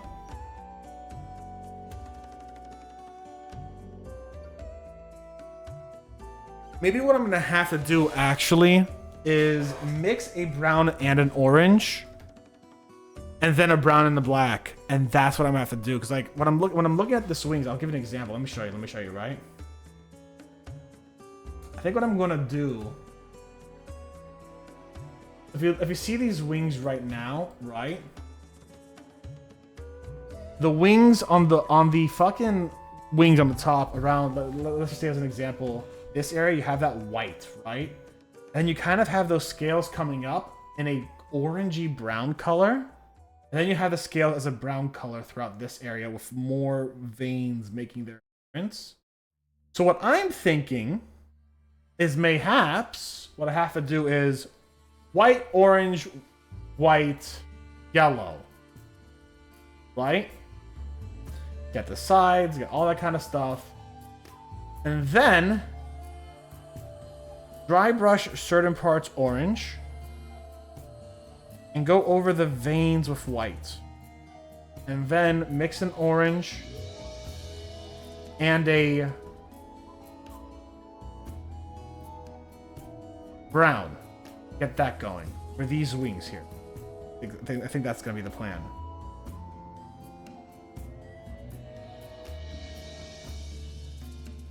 I think that will have to be the plan. I think what we're gonna have to do is we're gonna have to do it like one wing at a time. Like, I think we're actually just gonna do is like, hey, this we'll save for another day. We'll finish off the red real quick, but we'll save it off for another day. Today, what we're gonna do is just focus on one wing. get some of those colors really made well on it. You know what I'm saying? Or just focus on the wings. You know what I'm saying? So, to some dry brushes. I have ideas. See what we could do with them. I have ideas.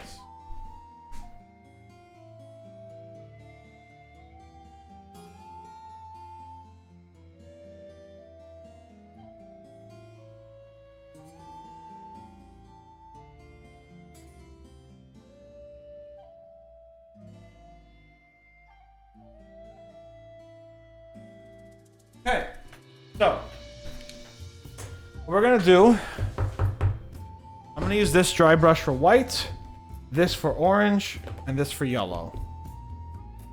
So let's start with the white. Do I have white paint? I have Pallid Flesh. Do I just have like matte white somewhere? That's wild. I should have like a gray sear or like a fucking white scar. Here we are, white scar. All right, put that over here.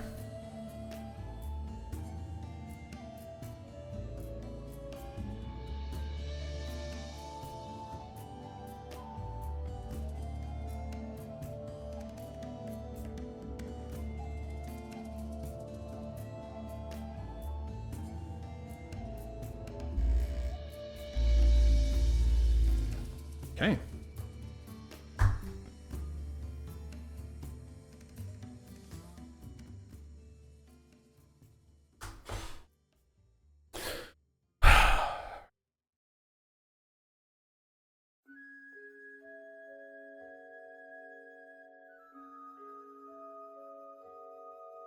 No, we still need to be a little...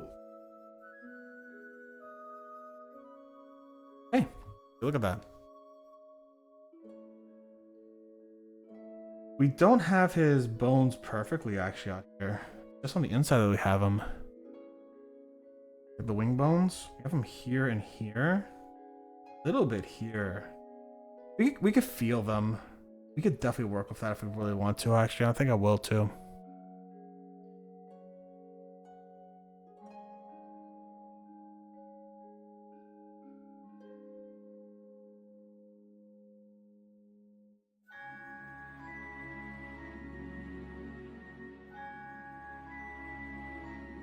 Actually, maybe dry brushing these outer scales with black later will be fine. Now that I'm doing it. We'll see.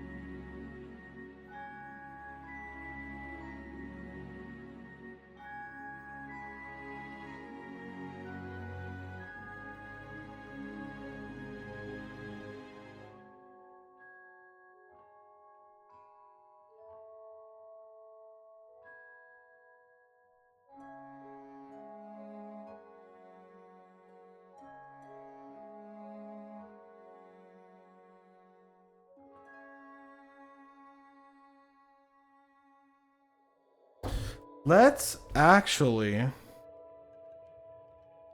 do some pre-planning already.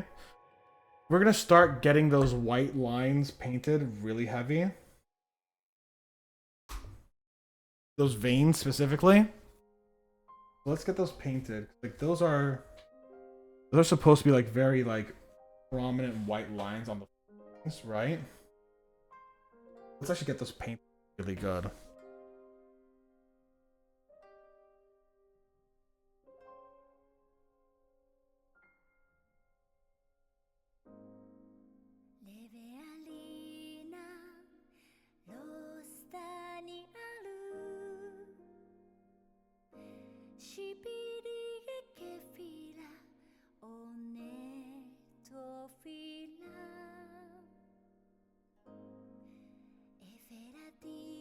Like that. You see what I'm getting at?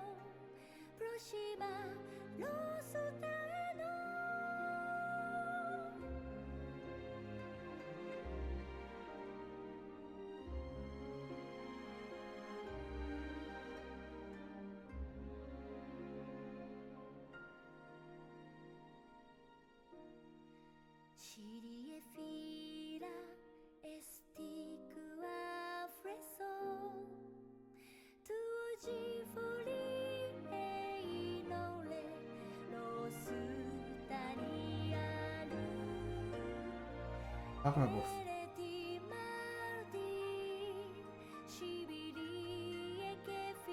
Remember. I should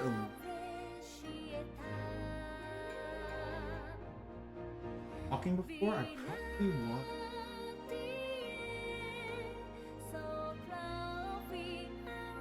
But no, what I was talking about? Fuck no.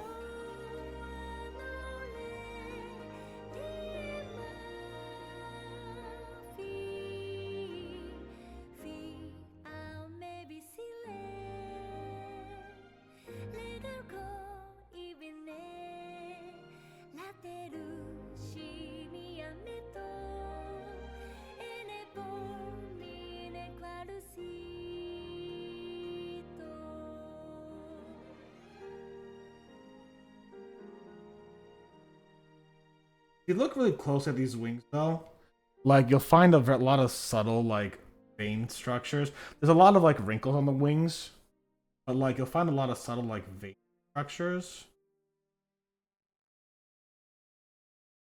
that kind of like go together. You get decent vein wings up to the side of them.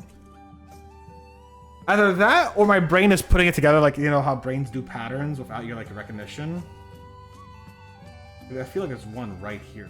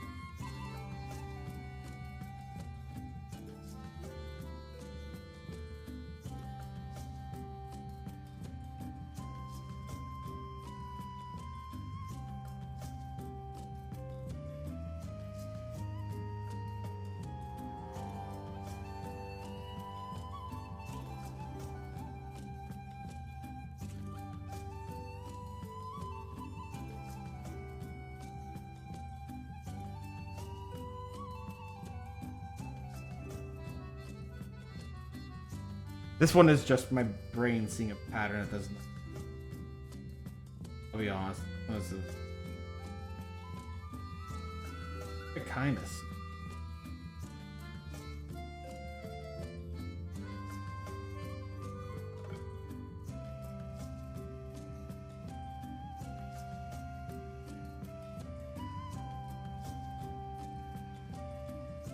Ah, I see another one.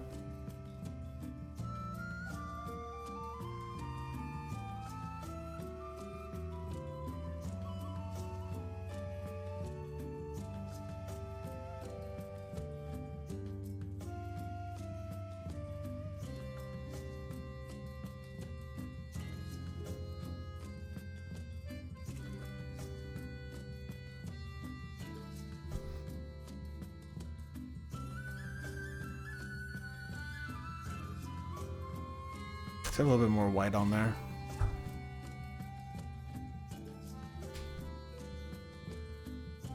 Also, if you're watching this and you are lurking, thank you for the lurk. I really appreciate it. Y'all are amazing and kind and very supportive. And I wouldn't be mini painting here. I mean, I would be mini painting perhaps, maybe not here specifically, but like, you know, I wouldn't be able to do silly things mini painting with you guys without you guys being an active part of my life and a part of my community. Thank you for the lurk. I really, really appreciate it. Y'all are wonderful. Yeah, that's it. That's it. Thank you.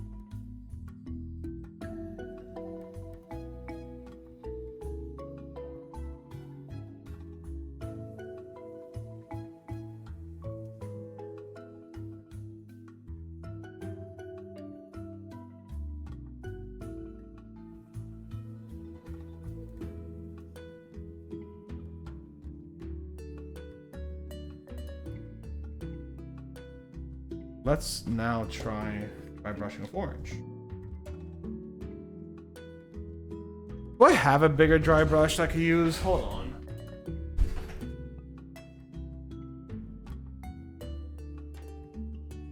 I've always noticed the bigger dry brushes just kind of do better.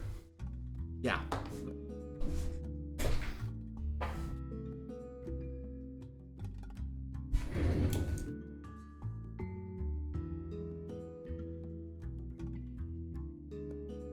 You guys can see just how much like lighter it is. For the reason that we are essentially going to make it orange now, right?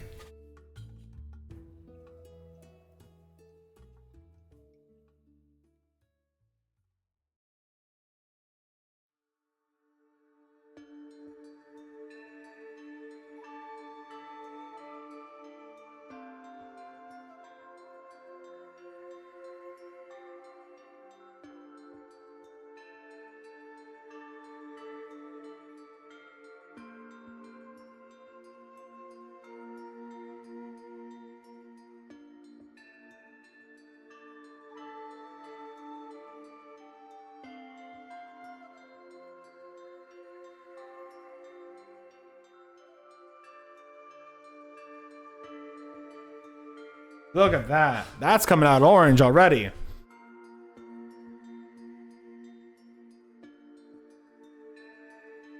we can dry brush more red on it later on to get more red on there. But we're getting that orange.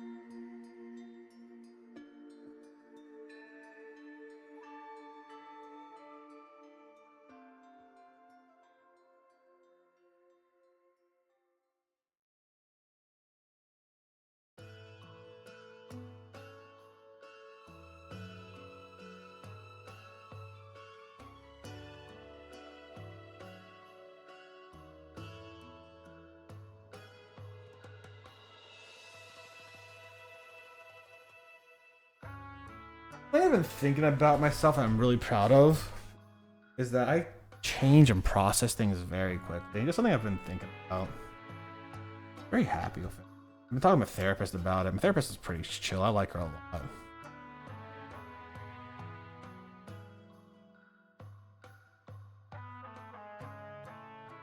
Thinking, processing, and understanding myself is... That's looking really good. Holy shit.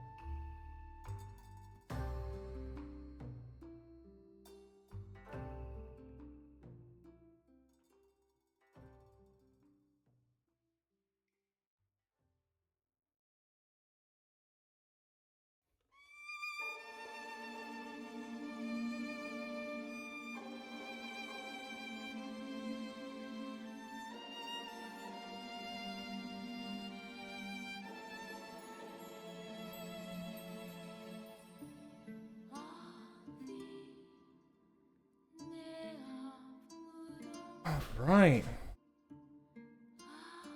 We gotta start already prepping the top part. So what I'm gonna do now is I'm gonna take this really small dry brush and do white on it again.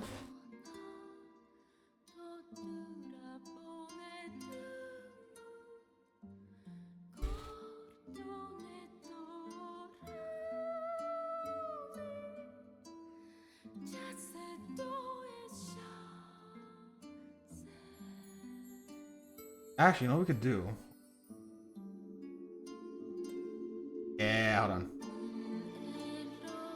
I got an idea. We got ideas.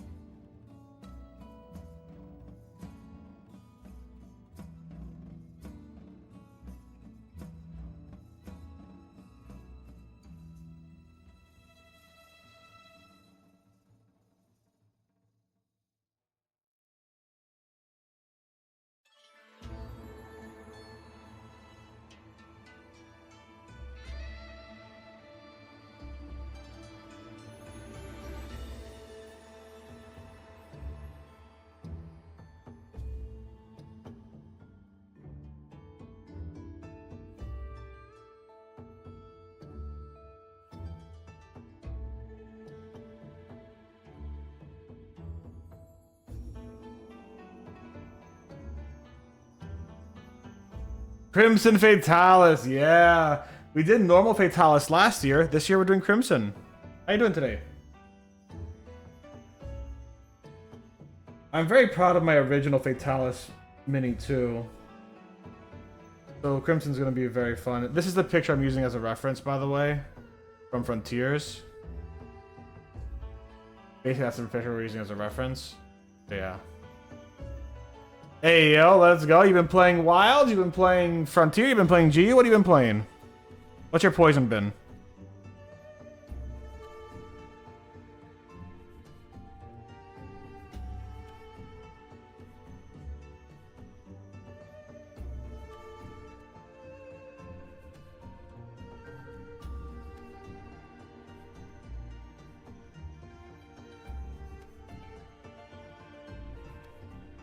Yeah, I'm using the Frontier model because there isn't. There is a GU model, but like Frontier's model is the one I'm getting the best pictures of. Honestly, there are a few modded models too. They look really good, but I'm trying to use an in-game model.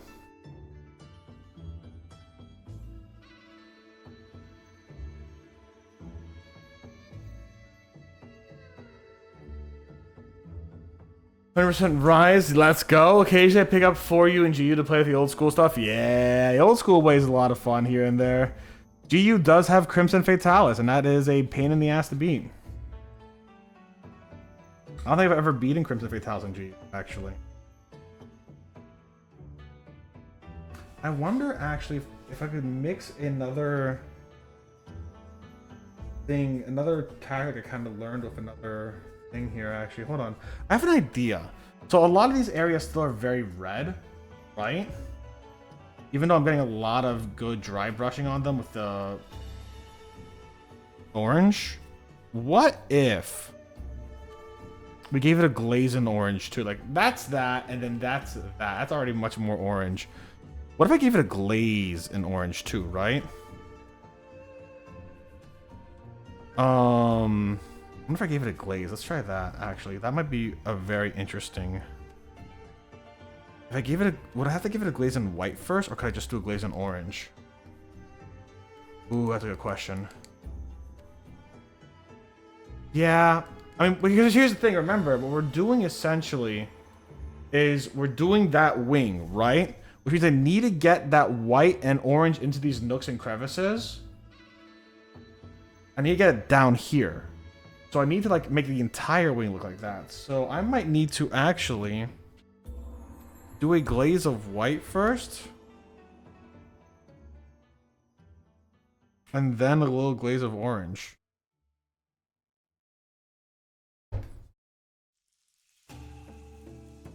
So dry brush glaze essentially is what it's looking like.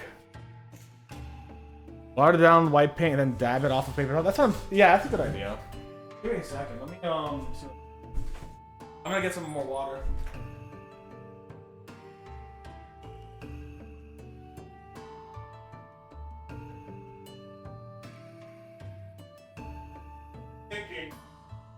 What I'm thinking is even getting deeper, right? Like, don't wipe it though; it'll smear everywhere. Yeah. Let's get the let's get a paper towel. Let's get one more. I have one here. All right. So what I'm thinking is, add a few drops of this to the white here. Really water that shit down.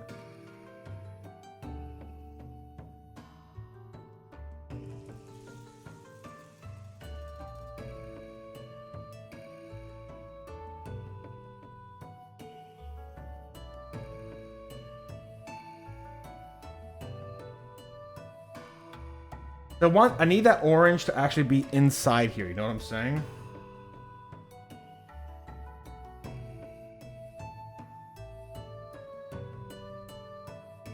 That is very watered down white. That's barely any. That is a very watered down white. I've already started those. We're gonna finish all the way. I use a smaller model. I use a 40k. Yeah, I have some 40k too. Got my salamanders and my nids and all that kind of shit. You know what I'm saying? I want to do Tau one day. I like Tau. I know, commies. You know, yada yada yada. No good guys, whatever. I don't give a shit.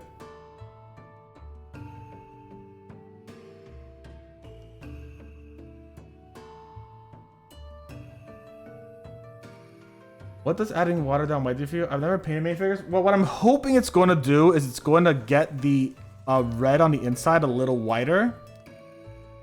And then I can put orange in there to make it more orange. Because the red's already a very dark red in here. That red is this red, right? And what I'm trying to do is I'm trying to get it to be more orange. Because I want it to look like that. I could add in the browns and stuff later as an overlayer. So what I'm trying to do is I'm just trying to get that orange to be more prevalent, rather than having it as a rather than having it as just dry brush on the surface. Like you can see here, the surfaces have a lot of orange, but I want to get that orange deep down too. But getting that base layer of red is also very important, so it still looks red. It's one of those where it's like you want to get enough orange, but not too much orange and not too much yellow and yada yada yada. It still needs to look red.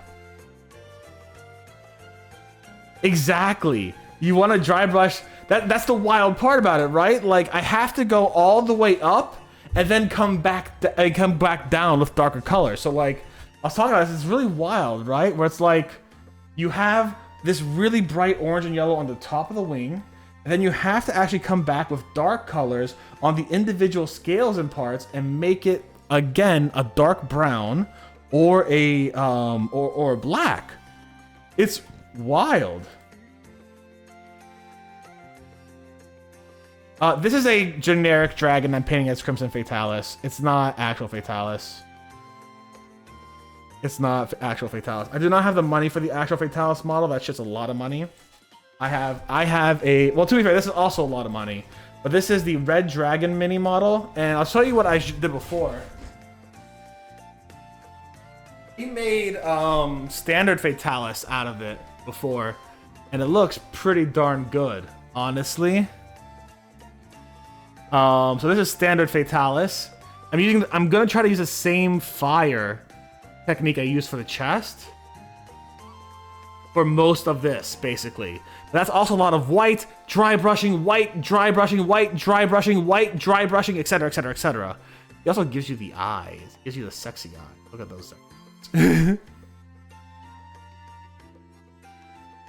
It's actually one of my most popular minis that I've posted on Tumblr. Funny enough. It looks like it glows in the chest. That's exactly the point, yeah. Fatalis is terrifying. I don't blame you. We're gonna let this dry up. We're gonna start on this side while I wait for that. We're gonna start dry brushing. Getting that shit in there. Yeah, thank you. So Shia would probably hit harder. By the way, I actually have a third dragon that I'm going to be doing as white Fatalis eventually, which will be great. But yeah. Makes sense. Tumblr does go fair for dragons? Yeah. I have a... If you guys want my Tumblr, it's just Botanist Cool. I put all my minis on there, and you can see my minis there and get information on commissions there. Not that I do a lot of commissions, I do charity commissions, so I'm having a charity event in July, and I'll be doing charity commissions then too. Yeah. That's all I can do. Hey, if you have the financial ability to buy some dragons and you want to paint them, do it. Careful, buy them, have fun, do it.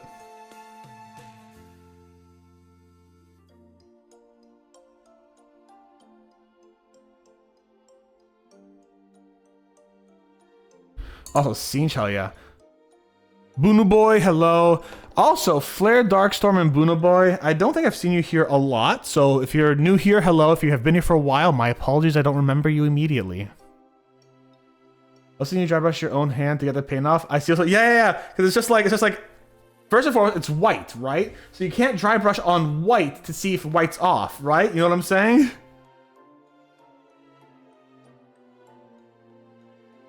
This one I don't mind there being extra white on there either, because like I need it to be more white so I can get the more orange on here, you know what I'm saying? Oh, that's a little too much white actually.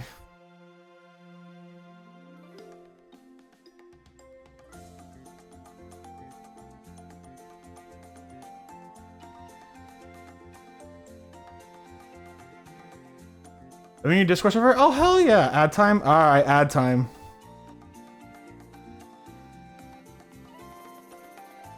Ah, you've not been on here for 2 years.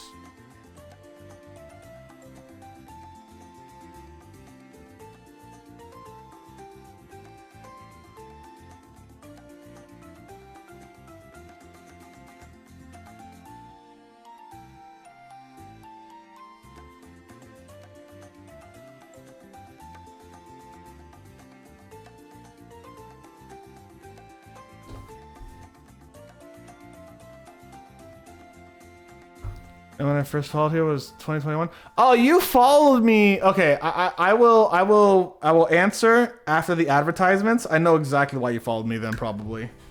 I'm gonna ask you a question. It's gonna be like, I fucking caught you. You know what I'm saying? It's gonna be great. Be very funny. Oh, ads are over from you? Okay, cool, yeah. You probably followed me for Splatoon 3, didn't you? Splatoon 2 or Splatoon 3. That's what I did in 2021. Around that time, I was doing Splatoon a lot. I was also doing some Monster Hunter here and there, but it was a lot of Splatoon back then, and I am no longer a part of that community. Splatoon 2? Yeah, okay. Fucking called you, huh, bud? Yeah, you probably followed me during my Splatoon 2 days, huh?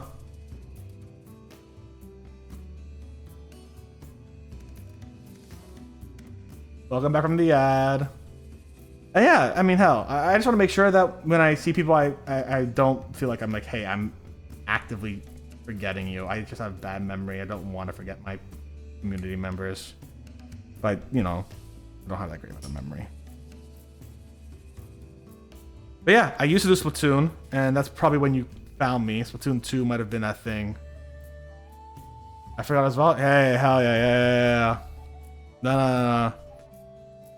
And actually, there are some really great Splatoon minis that people could 3D print. They look fantastic. I'm not gonna lie. I would paint them.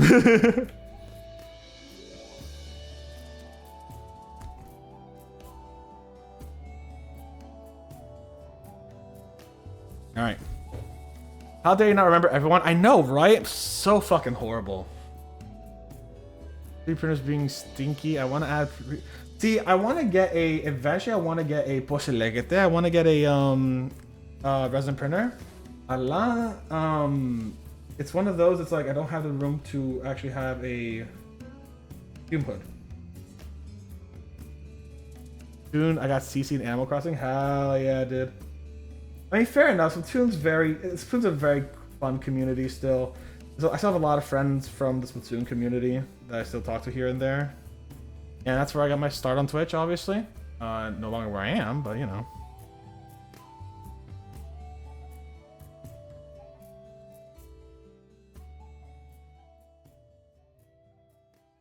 I gotta fucking go. Actually. There we go. All my communities, yeah, a lot of, like, here's the thing, right? And let's be real, right? A lot of Twitch communities die out, and that's a-okay. Not everyone is going to be a long-time Twitch streamer. Hell, if I was still doing Splatoon 2, I would have stopped a long time ago. Because Splatoon, if I stayed a Splatoon streamer, I would have stopped streaming a very long time ago. Because Splatoon just stopped getting my interest, right? And that's natural. So, a lot of communities will die out. My community changed immensely. There's a lot of people who used to be part of my community that are no longer part of my community because they're just not interested in mini painting. That's absolutely valid.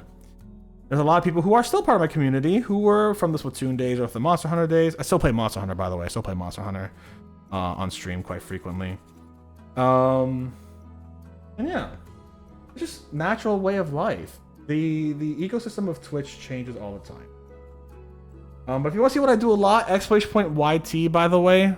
I got YouTube. We're almost at 1,000 there. I'd love to hit 1,000 by the end of the year. But yeah.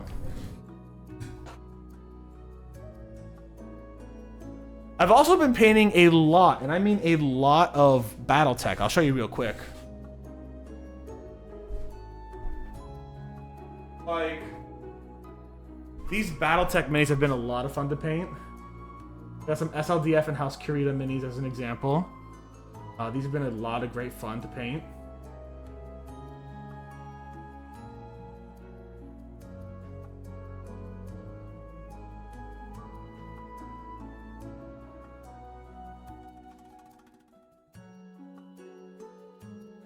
I've got like a bunch of Pride Skaven because we love the LGBT community. I got like 5 of them, but this is just like 2 of them.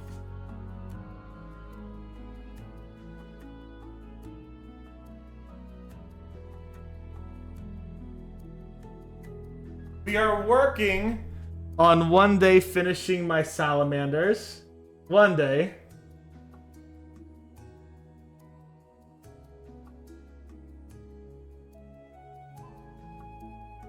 And we got some nids too that we're still working on.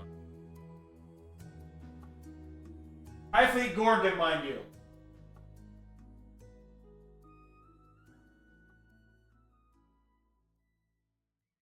And we do fantasy stuff too. Like as an example, where is it? I know it's on my desk somewhere because I haven't taken it off my desk because I just like it on my desk. Like I fiddle around with it a lot. Where did I put it? Yeah, they are High Fleet Gorgon. They use a lot of like acid shit apparently. I don't know where it is. That's a little worrisome. That is actually a little worrisome. I was gonna sell this mini for fucking charity. I'll have to find it again.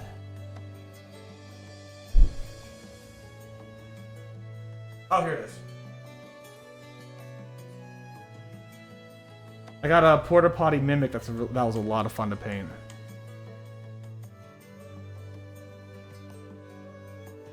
Two Tabaxi Rogues? Hell yeah. Speaking of D&D,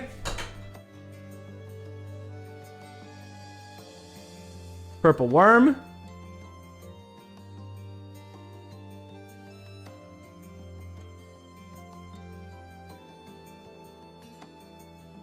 Beholder. Which, you can tell this part is actually sealed, but the rest it's not because, oh my god, you know what I'm saying? Yeah, it does. And,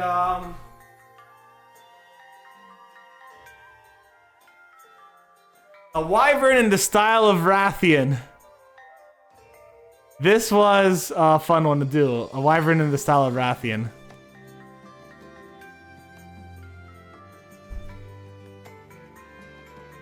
The Poundlings, yeah. I'm actually going to be releasing a short on it tomorrow. Because I did do a short on it a long time ago. However, it's been a while and I've learned how to do my shorts better. So I'm redoing the short for the Rathian and I'm putting it up on YouTube tomorrow. I do want to do the Rathlos Wyvern, actually. I really do. It is part of the plan. I'm thinking about doing, like, gold, silver, and pink and all that shit, too.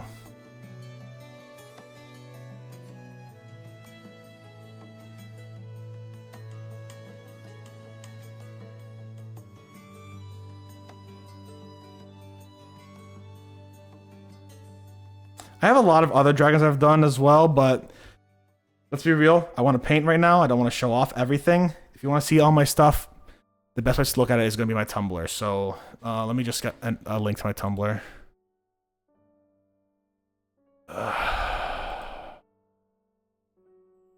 Here, let me get specifically a link to my Tumblr with my art.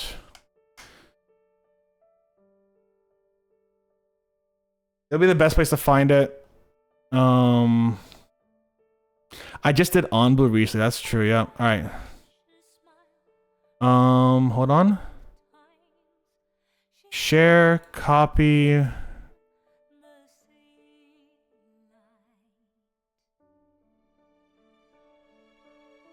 Here you go.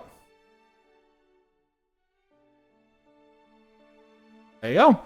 There's all my art. You'll see a lot of my minis in there. Going straight down. We did a charity event last year for the Transgender Law Center. And I actually did a whole giveaway where we gave away a bunch of Pride Battletech mechs and stuff. That you would want to paint. What would that be? Yeah, no. So we're doing a charity event later on this year in July. We do a charity event once a year. We've been doing July, typically speaking.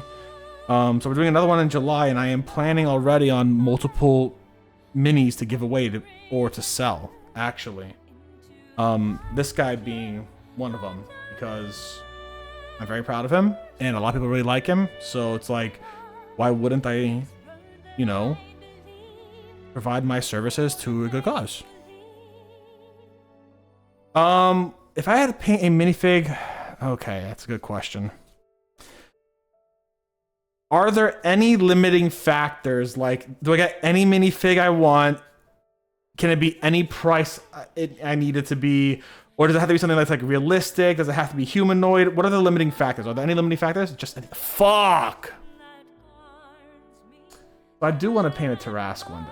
So if you guys have ever seen the Tarrasque miniature fig by WizKids, I want to paint that one day. Not my all-time favorite, but it is something I want to paint, right? So look up the Tarrasque. It's about a $300, $400 minifigure. It is sick. It is great. It's also fucking massive, so I love it. I love big minifigures too. They've been some of the most ones I've had the most fun with. That being said, also, I like a lot of figures. Hold on, I'll make you an example.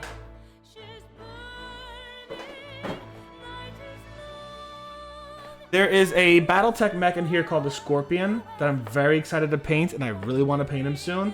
I'll be painting him in the custom colors of my custom mercenary group. I also have a gift. It's part of an airship that I cannot wait to paint. So I've already started like putting it together. This is part of an airship that I cannot wait to paint. It's gonna be a lot of fun. Fuck. I have a whole bunch of stuff on my throne, hilariously enough, of like things I do want to kind of have too.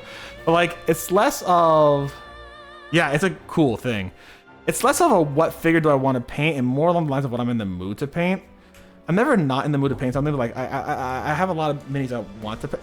The best way to put it is, there's a lot of good minis to paint. And painting itself is the joy. If I'm trying to play a game, right? If I'm going to play a game, I'm probably going to be playing a game like Battletech, even though I don't really care to play the game. And in that case, I'll be doing Battletech mechs that are my favorite, SLDF era, or something along the lines of my personal mercenary group. I love quad mechs a lot. I definitely want to paint one day a couple of mech scale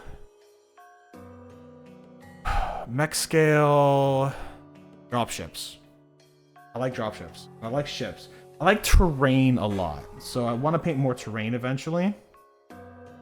It's a different skill than painting actually characters, which is awesome, but you know.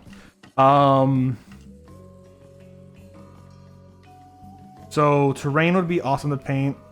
I love painting my big dragons and my big minis a lot. So if you look at my Tumblr, I just painted Onbu, who's about a mini this like yay big. It's great.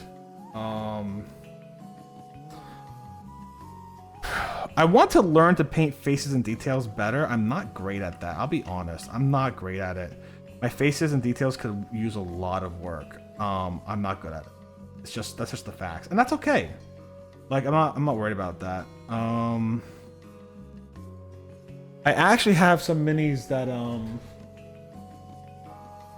don't know where I put them, but they're somewhere. I have some Star Wars minis I want to paint. I also have a few Helldivers like these guys that I have resin printed that look really good. I want to paint. Right now I really want to paint actually the Crimson Fatalis. It's been something I've been wanting to paint for a couple of years now. Because I started painting that normal black Fatalis. And then I really wanted to make a whole set of 3, right? Crimson, white, and then black. Well, the black, crimson, and then white, you know, all that kind of stuff. So I wanted to do that. And I've been wanting to do that for a while now. That's what I'm doing now.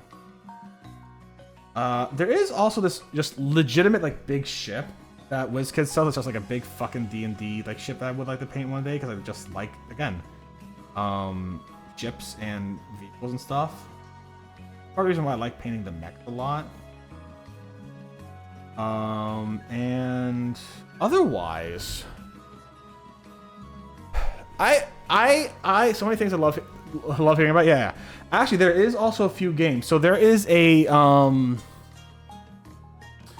There is a Helldivers miniature war game coming out that I would love to paint those pieces as well, because those are actual official pieces that would be good. There is a StarCraft miniature coming out, a game coming out that looks really good too. I would love to paint the pieces for that. There is a Monster Hunter official grabbing 3 adult dragon mages. Yo, I don't blame you, dude. Wait for them to go on sale though. Sometimes they'll go on sale on the WizKids website for like $60 each. So keep an eye out for that. You don't need to buy them now. Now they're probably like $90. I bought these guys $60 each. You know what I'm saying?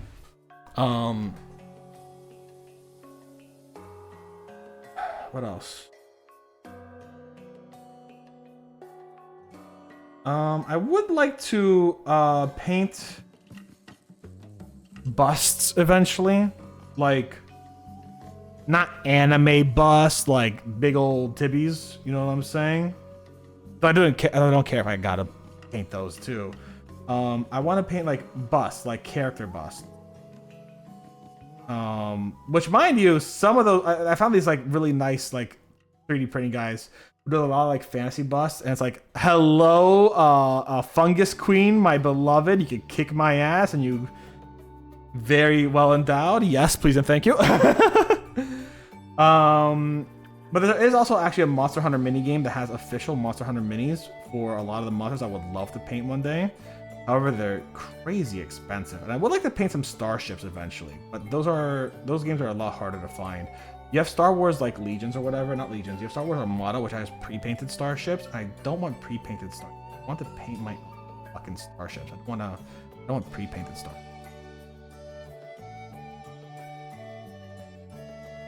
You're so real. Why are minis so expensive? Oh yeah, fuck right. Before, back in the day, they used to be like $20, and now they're so expensive because they're the new hit thing. Oh, which, to be fair, I started with a new hit thing also. I really want a Chrono Trigger minis. You will find some. You'll probably find some on like fucking websites. There are websites that you can buy STLs off of, and then if you have a printer, you can print them out, and they look great. You got the right printer. But yeah, I forgot what it's called, but there was literally this one guy who made STLs, who made a whole bunch of STLs of like fantasy characters, and some of them were like, the mycologist queen. It's like, yes, kick my ass, please, thank you. You are very voluptuous and kick my ass. Listen, a woman who could kick my ass is the woman for me, you know what I'm saying?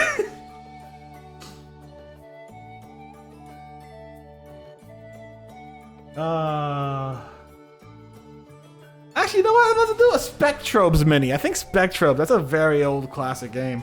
Not very old.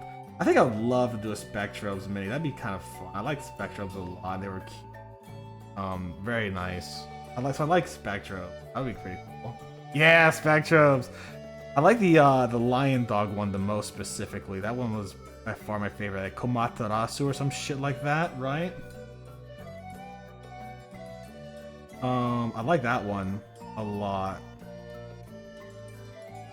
I would like to get some of the more niche monsters as well for Monster Hunter in time. I'd like to get a Puke. I mean, Puke is not niche. I'd love a Puke. You have the original copy? That's sick. I would like to get a Puke mini. I think that'd be really cool, actually. Or a Mizutsune mini. I fucking love my Mizus, baby.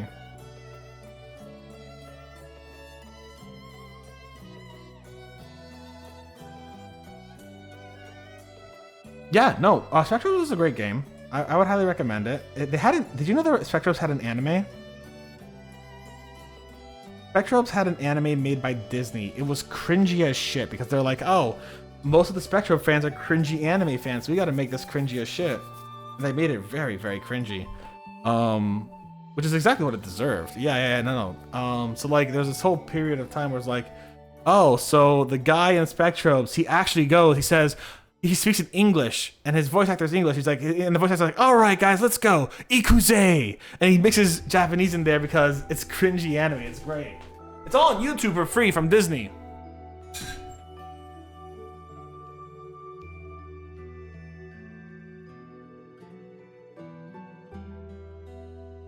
But it like goes over part of the plot of the first game, if I recall correctly. And part of that plot of the first game was this whole thing. You know, it was cringy. It was great. It's cringe lord shit. It's so good. Are you kidding me? If you don't live your cringe, like, I'm sorry.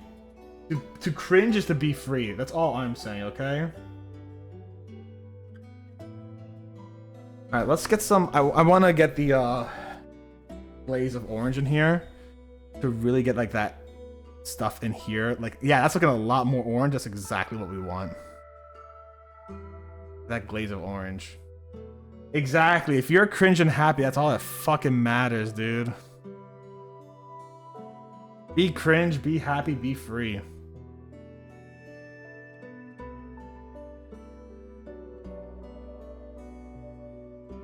And I cringe at my lyrics. Oh, are you an artist?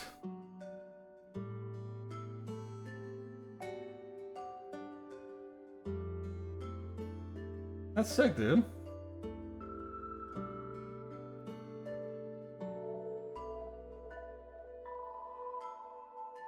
Look how orange that's looking. That's really great, actually. Yeah, I'm a metal vocalist. Let's fucking go. I know some people who love metal. I'm not big into it myself, but I know people who love metal.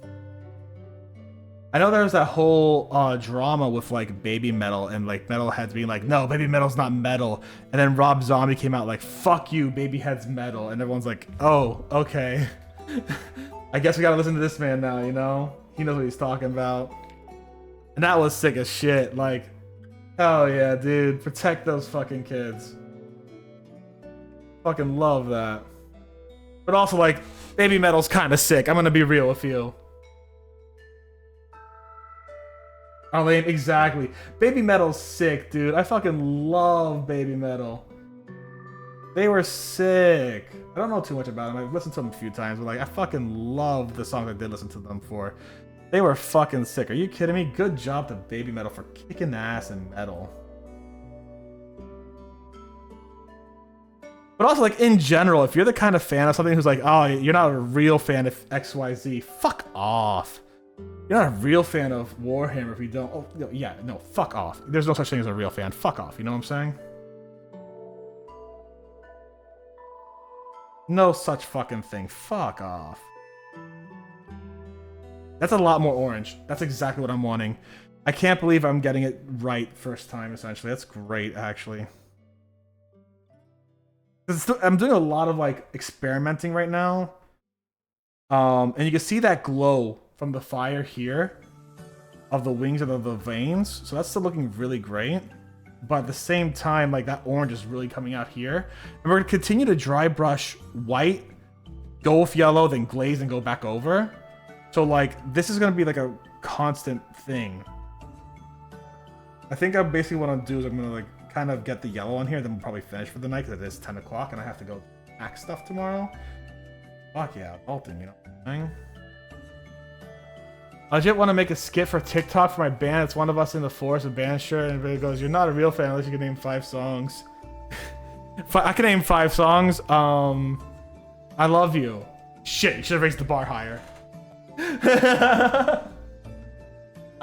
you don't know, Discord, YouTube.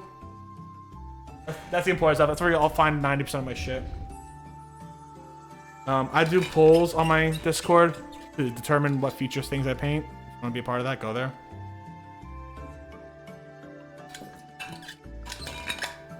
But as an example, to show you how much the Banu boy, you were asking why I was doing the glazing and stuff. Take a look at the color difference. That was the original red. This is now with the glazing, the dry brushing, and all that kind of stuff. The red is still there. You can see the red deep inside. However, it's now a lot more orange. And it's actually coming out, almost radiating at us. And that's exactly the vibe I want to get from this, right? Later on, I might put significantly more white around here. But you can clearly see, like, this red has changed drastically. You know? The red's still there, but it is a lot more orange. The problem is, I need to get even more orange in here. And you get even more yellow in here. Because again, we're trying to make it look like that. So eventually that's all gonna have to be no red on the top. You know what I'm saying? So it's gonna be a slow process, but it's one that takes a while. That's painting as a whole though. I did not expect to be done with Fatalis, Crimson Fatalis anytime soon. But Banu Boy, that is why we're doing the glazing and all that kind of stuff. Yeah. Painting education, in case you ever want to paint yourself. Which, please do. There's a lot of great start kits. In fact, one thing I'm going to be doing for my charity event, I'm actually going to be doing like a Bob Ross style paint along. I think it'll be a lot of fun. And I'm going to tell everyone on the Discord what the paint.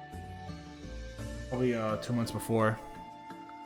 There's a lot of starter paint sets that are just like, here are like 6 colors, here you go, and we can Bob Ross paint.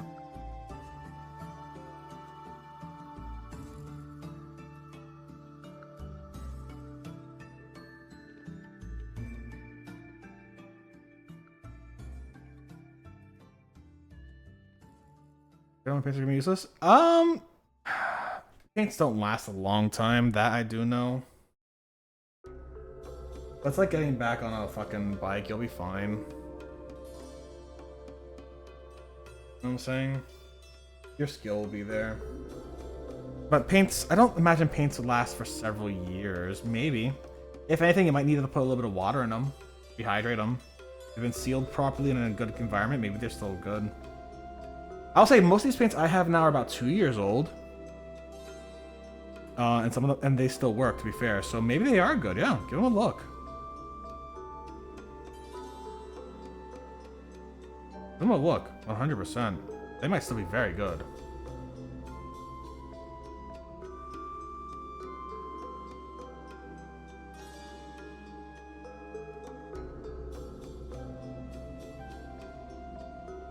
Oh yeah, if it's been like under 2-3 years, they should be fine. You might just need to rehydrate them a little bit.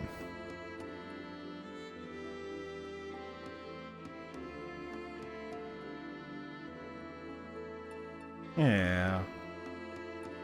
If you ever want to share what you've painted, post it in the Discord too. We love sharing what we paint. A lot of people share cool shit, and there's a lot of cool stuff that people. I'm gonna repost my Rathlos later. I actually still need to finish fucking recording that short for tomorrow, so I'm probably gonna off it there. Cause like, yeah, it's almost 11.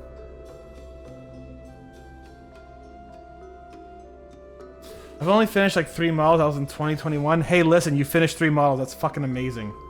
That's absolutely fucking amazing. Nothing to sneeze about right there, man. Ain't nothing to sneeze about. Also, if I do use the wrong pronouns, make sure to correct me. You're a very inclusive LGBT place. Also, I try to look there. I see he, they. I'm like, all right, cool.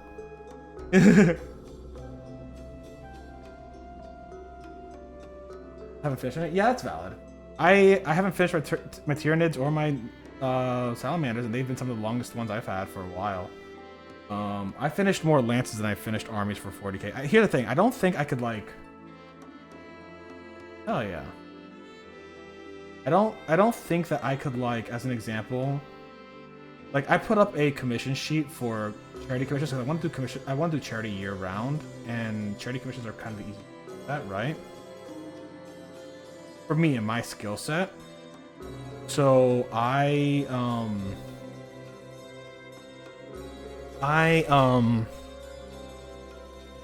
listening? Oh yeah, so like I don't think I could do an entire fucking I've done Space Marines. I've decided I want to switch from Space Wolves to Summons. Yeah, and 2 Night Haunts. My brother used to do Night Haunts. He stopped painting a while ago though.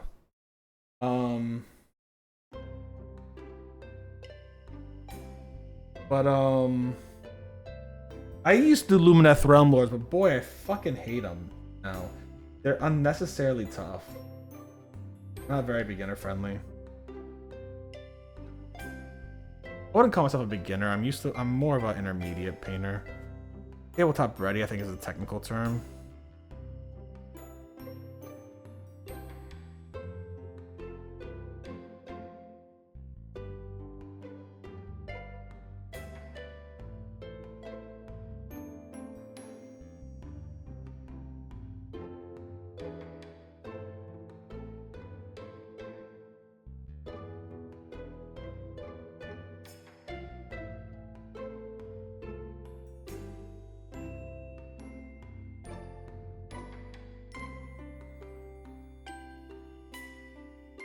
I use a lot of blood for the night haunts. Hell yeah.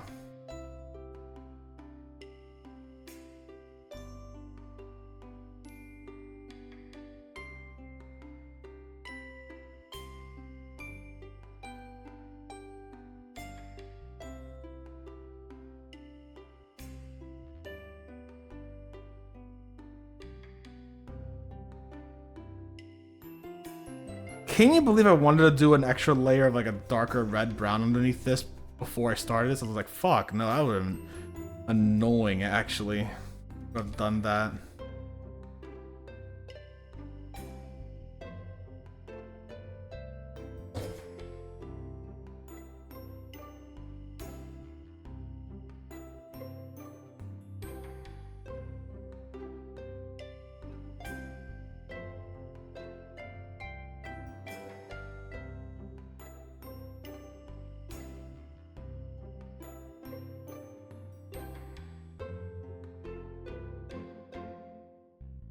Welcome back from the ads, everyone.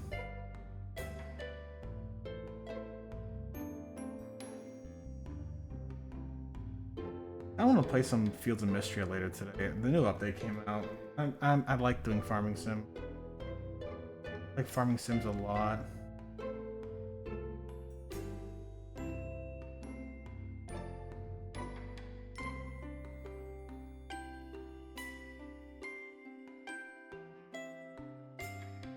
Play it.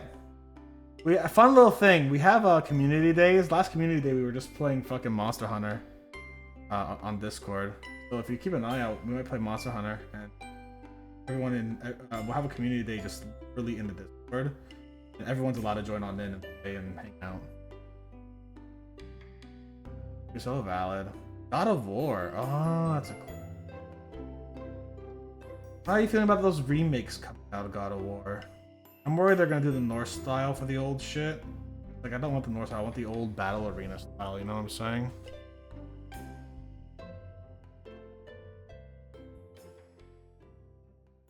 I'm worried they're just gonna make it like Norse combat again, though. Norse combat's great, but like, if you're gonna remake it, please remake it.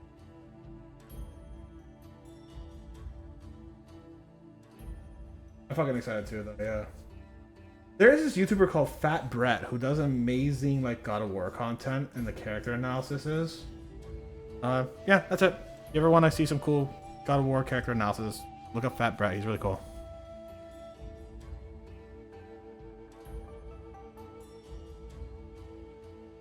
He also got me into Expedition 33.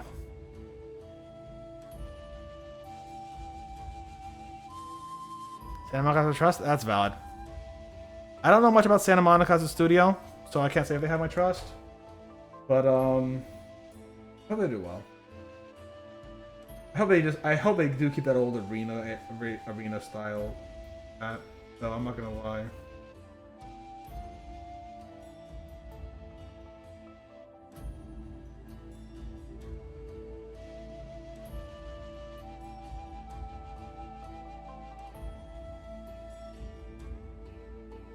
As a Greek man myself, I can confirm all Greeks look like Kratos, myself included. I just look like Kratos, bald, beautiful beard, deep voice, a boy, you know.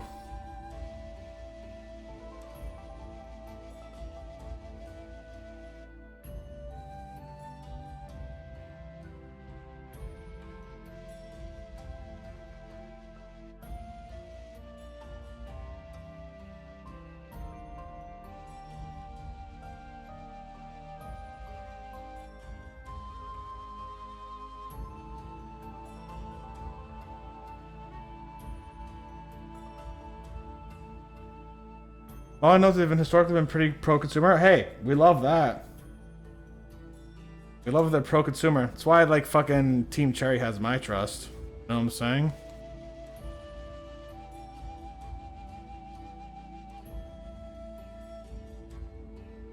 Gotcha. I like the Norse God of Wars a lot. I think they did really great with the characters, honestly. I think they did fantastic with Kratos and actually expanding his character as more than just a bloodthirsty god they did in original.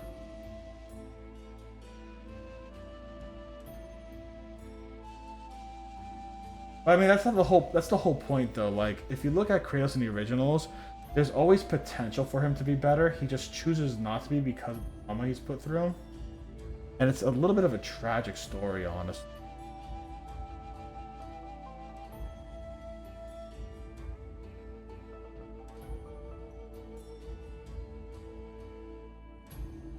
Like, you look at Kratos, and there are moments like with Pandora as an example, that he is so close to finding a way to like let go of everything, but he chooses actively not to. He chooses to continue to make the same mistakes.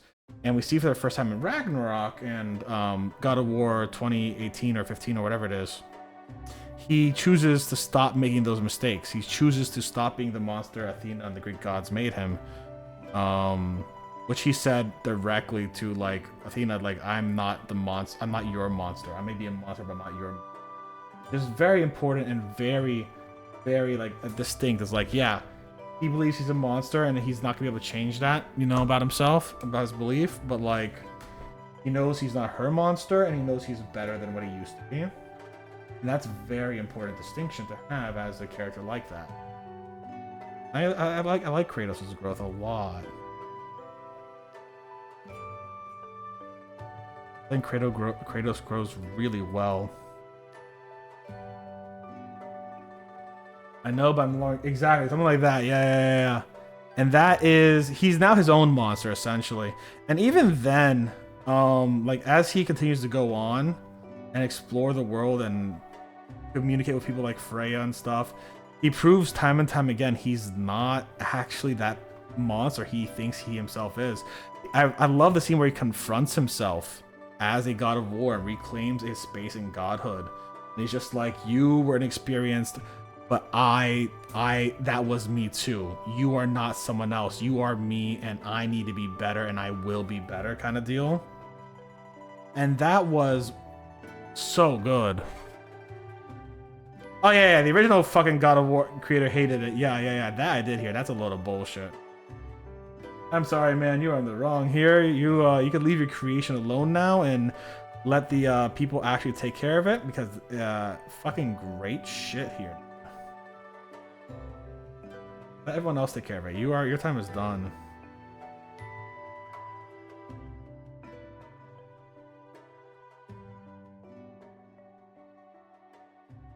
Yeah, I do. I never played them. I understand what they're all about. I understand that, you know, especially the new ones are all stories about family, grief, etc. Like, there's the whole story with Sindri and Brock. And it is a fucking tragedy, dude. Fucking poor Sindri and Brock.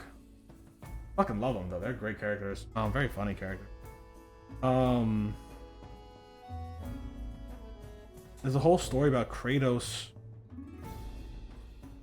still being unable to move back from the past, right? So like, Kratos is unable to move away from Faye relatively well. In fact, there's this one scene where the novelization shows it better, but Atreus is in Alfheim fighting elves for God knows how long, dark elves, light elves, whatever, and Kratos is in a fucking other world, essentially, just trying to get a glimpse of Faye, his late wife. And he has left his son alone to fight these elves, and it is fucking devastating and horrifying. Again, I hilariously read about the novelization. Not actually reading the book though. It's more along the lines of read about it, and I listened to character analyses and stuff like that. I am bad. I am bad at actually reading the source material. I'm not gonna lie. I just listen and try to understand and see what's going on. You know what I'm saying?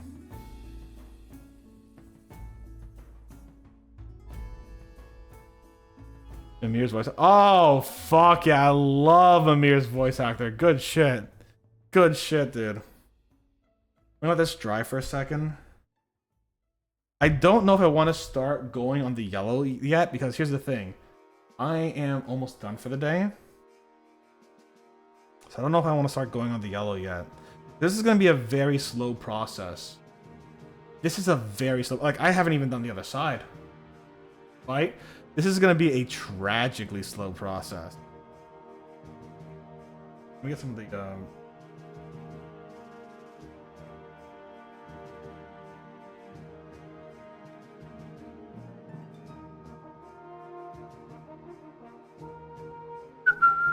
Also, if you didn't notice, we got Monster Hunter music playing in the background.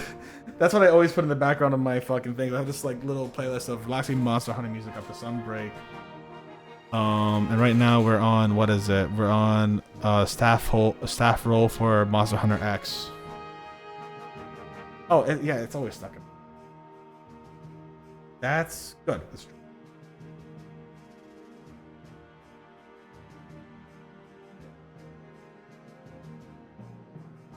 That is a little too much. Thin it out a bit. Spread it out a bit.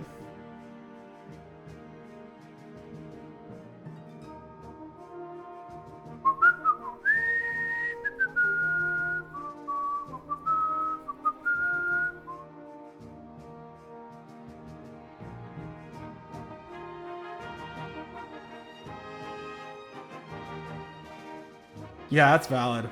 Fatalis' theme is sick. There was this one guy who's an opera guy. He does opera stuff, like singing opera.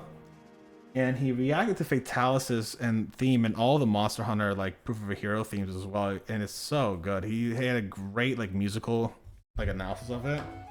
Such a joy to listen to. Good 30-minute, 40-minute.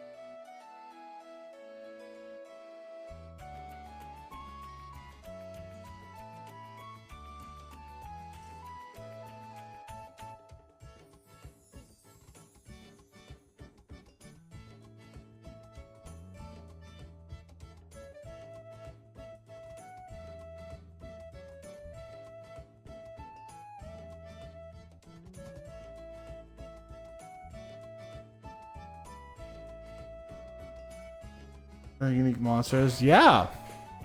Listen, the thing about Monster Hunter monsters, and the thing you're gonna notice about them, is that every monster in Monster Hunter has an ecological niche. Even like Diablos, as an example, has like a specific kind of nail shape because it digs, right? It has flat nails because it digs into the sand. But you know, other ones don't. When you see a classic European dragon a la Fatalis, a la Kushala Daora, a la whatever else you can think of, like Dora Margala, Shagara Margala, etc. Those are all elder dragons. Those are all specifically like out of place. They don't have an ecological niche. They are just a force of nature to be reckoned with that are terrifying, that are not understandable in the same way every other monster is. Think about any other monster, Puke. Think about any other monster like Palamu. Think about any monster like a Tigrex or fucking even Devlaho or whatever. And you see that these monsters are actively part of an environment that's greater than itself. Nergigante even is a part of the environment meant to work as balance, right? From world. And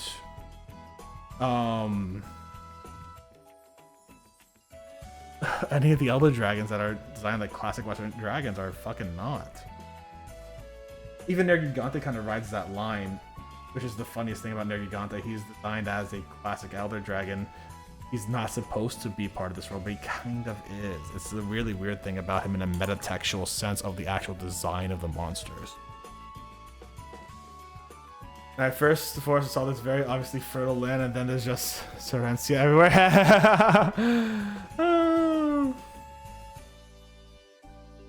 Yeah, you got fucking carnivorous plants in a fertile area? That doesn't make sense.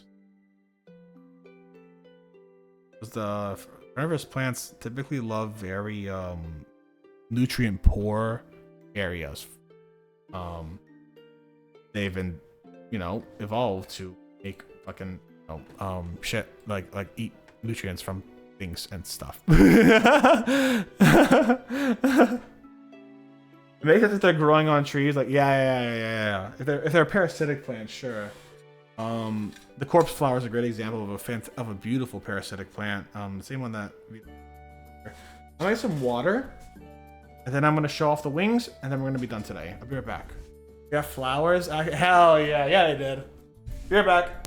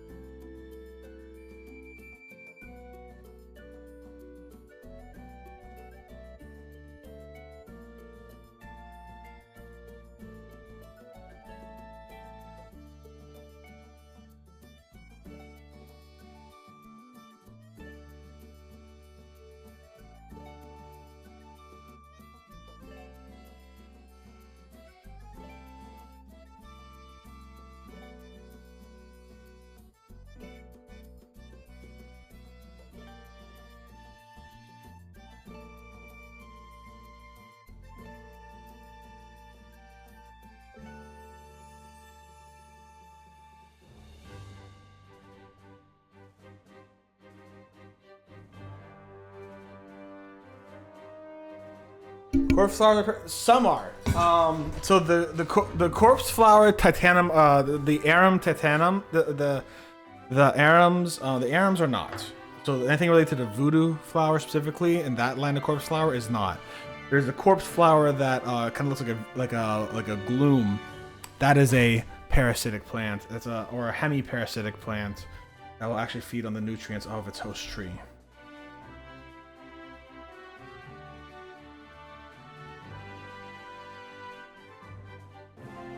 Okay, so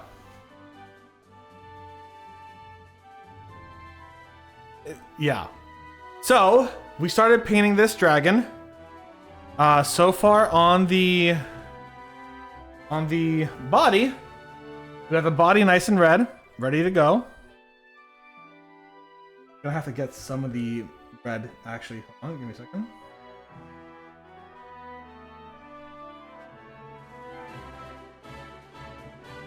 And now that we actually have the fucking wings taken off, we can do this piece by piece. So we have the red here. We haven't done anything with dry brushing. We haven't done anything with coloring. It's just red. And eventually what we're going to do is we're going to dry brush a lot of these areas. We're going to come back and glaze them. And then we're going to dry brush them again and glaze them as we've been doing with the wings until we get these areas up here to look very bright, until we get the hands over here to look extremely bright, until we get part of the mouth, the horns, and the sides over here to look pretty bright. These areas are going to have a more red outline with the scales then turning a brownish black. That's what we're going to do there. We have the wings, which are slowly coming to be very like glowy. We're going to continue having everything kind of move down this way. We're going to continue dry brushing a lot of white on here, and then glazing, and then going back, dry brushing, and we're going to be switching to a yellow soon to get this area over here full that yellow. Also, you can see just how fucking different the colors are now. Like, holy shit. And same thing with this one. The next step, in my opinion, is actually going to be working on the underside of these wings and getting the underside of these wings to start resembling the top side. I think what I'm going to do is I'm going to do layer by layer. We're going to go orange, orange, orange, orange, and then orange, right? And then we're going to go yellows. So I think I want to do it like color by color. Potentially tomorrow I'll be back on after I do my tack stuff. But so far, these are the wings. And they're coming out nice and slowly. They're not perfect yet. They won't be for a while. This will be a very long project. My guess is this will take me 2 months of on and off painting. But I'm very proud of how it's coming out so far. We got the base layer done for everything. Now it's all just detail work and working 2-3 months on this thing. I might be doing this like once a week. Usually I try to paint twice a week. So I'm gonna try to do this at least once a week. At least on Mondays. And I'm gonna try to finish the Labyrinth Commonwealth minis I gotta fucking do as well. But yeah, these are the wings. I think they're coming out really great. This is Crimson. I think it's coming out pretty great so far. And we'll see how it goes. If you're watching this as a VOD on YouTube, first and foremost, everyone in chat, say goodbye to YouTube if you want to. Everyone on YouTube, thank you very much for watching. I hope you had a good one, YouTube. YouTube, stay safe, stay Botanist Cool, and we will see you for the next one. Bye, YouTube. That's fine. It's going to fall.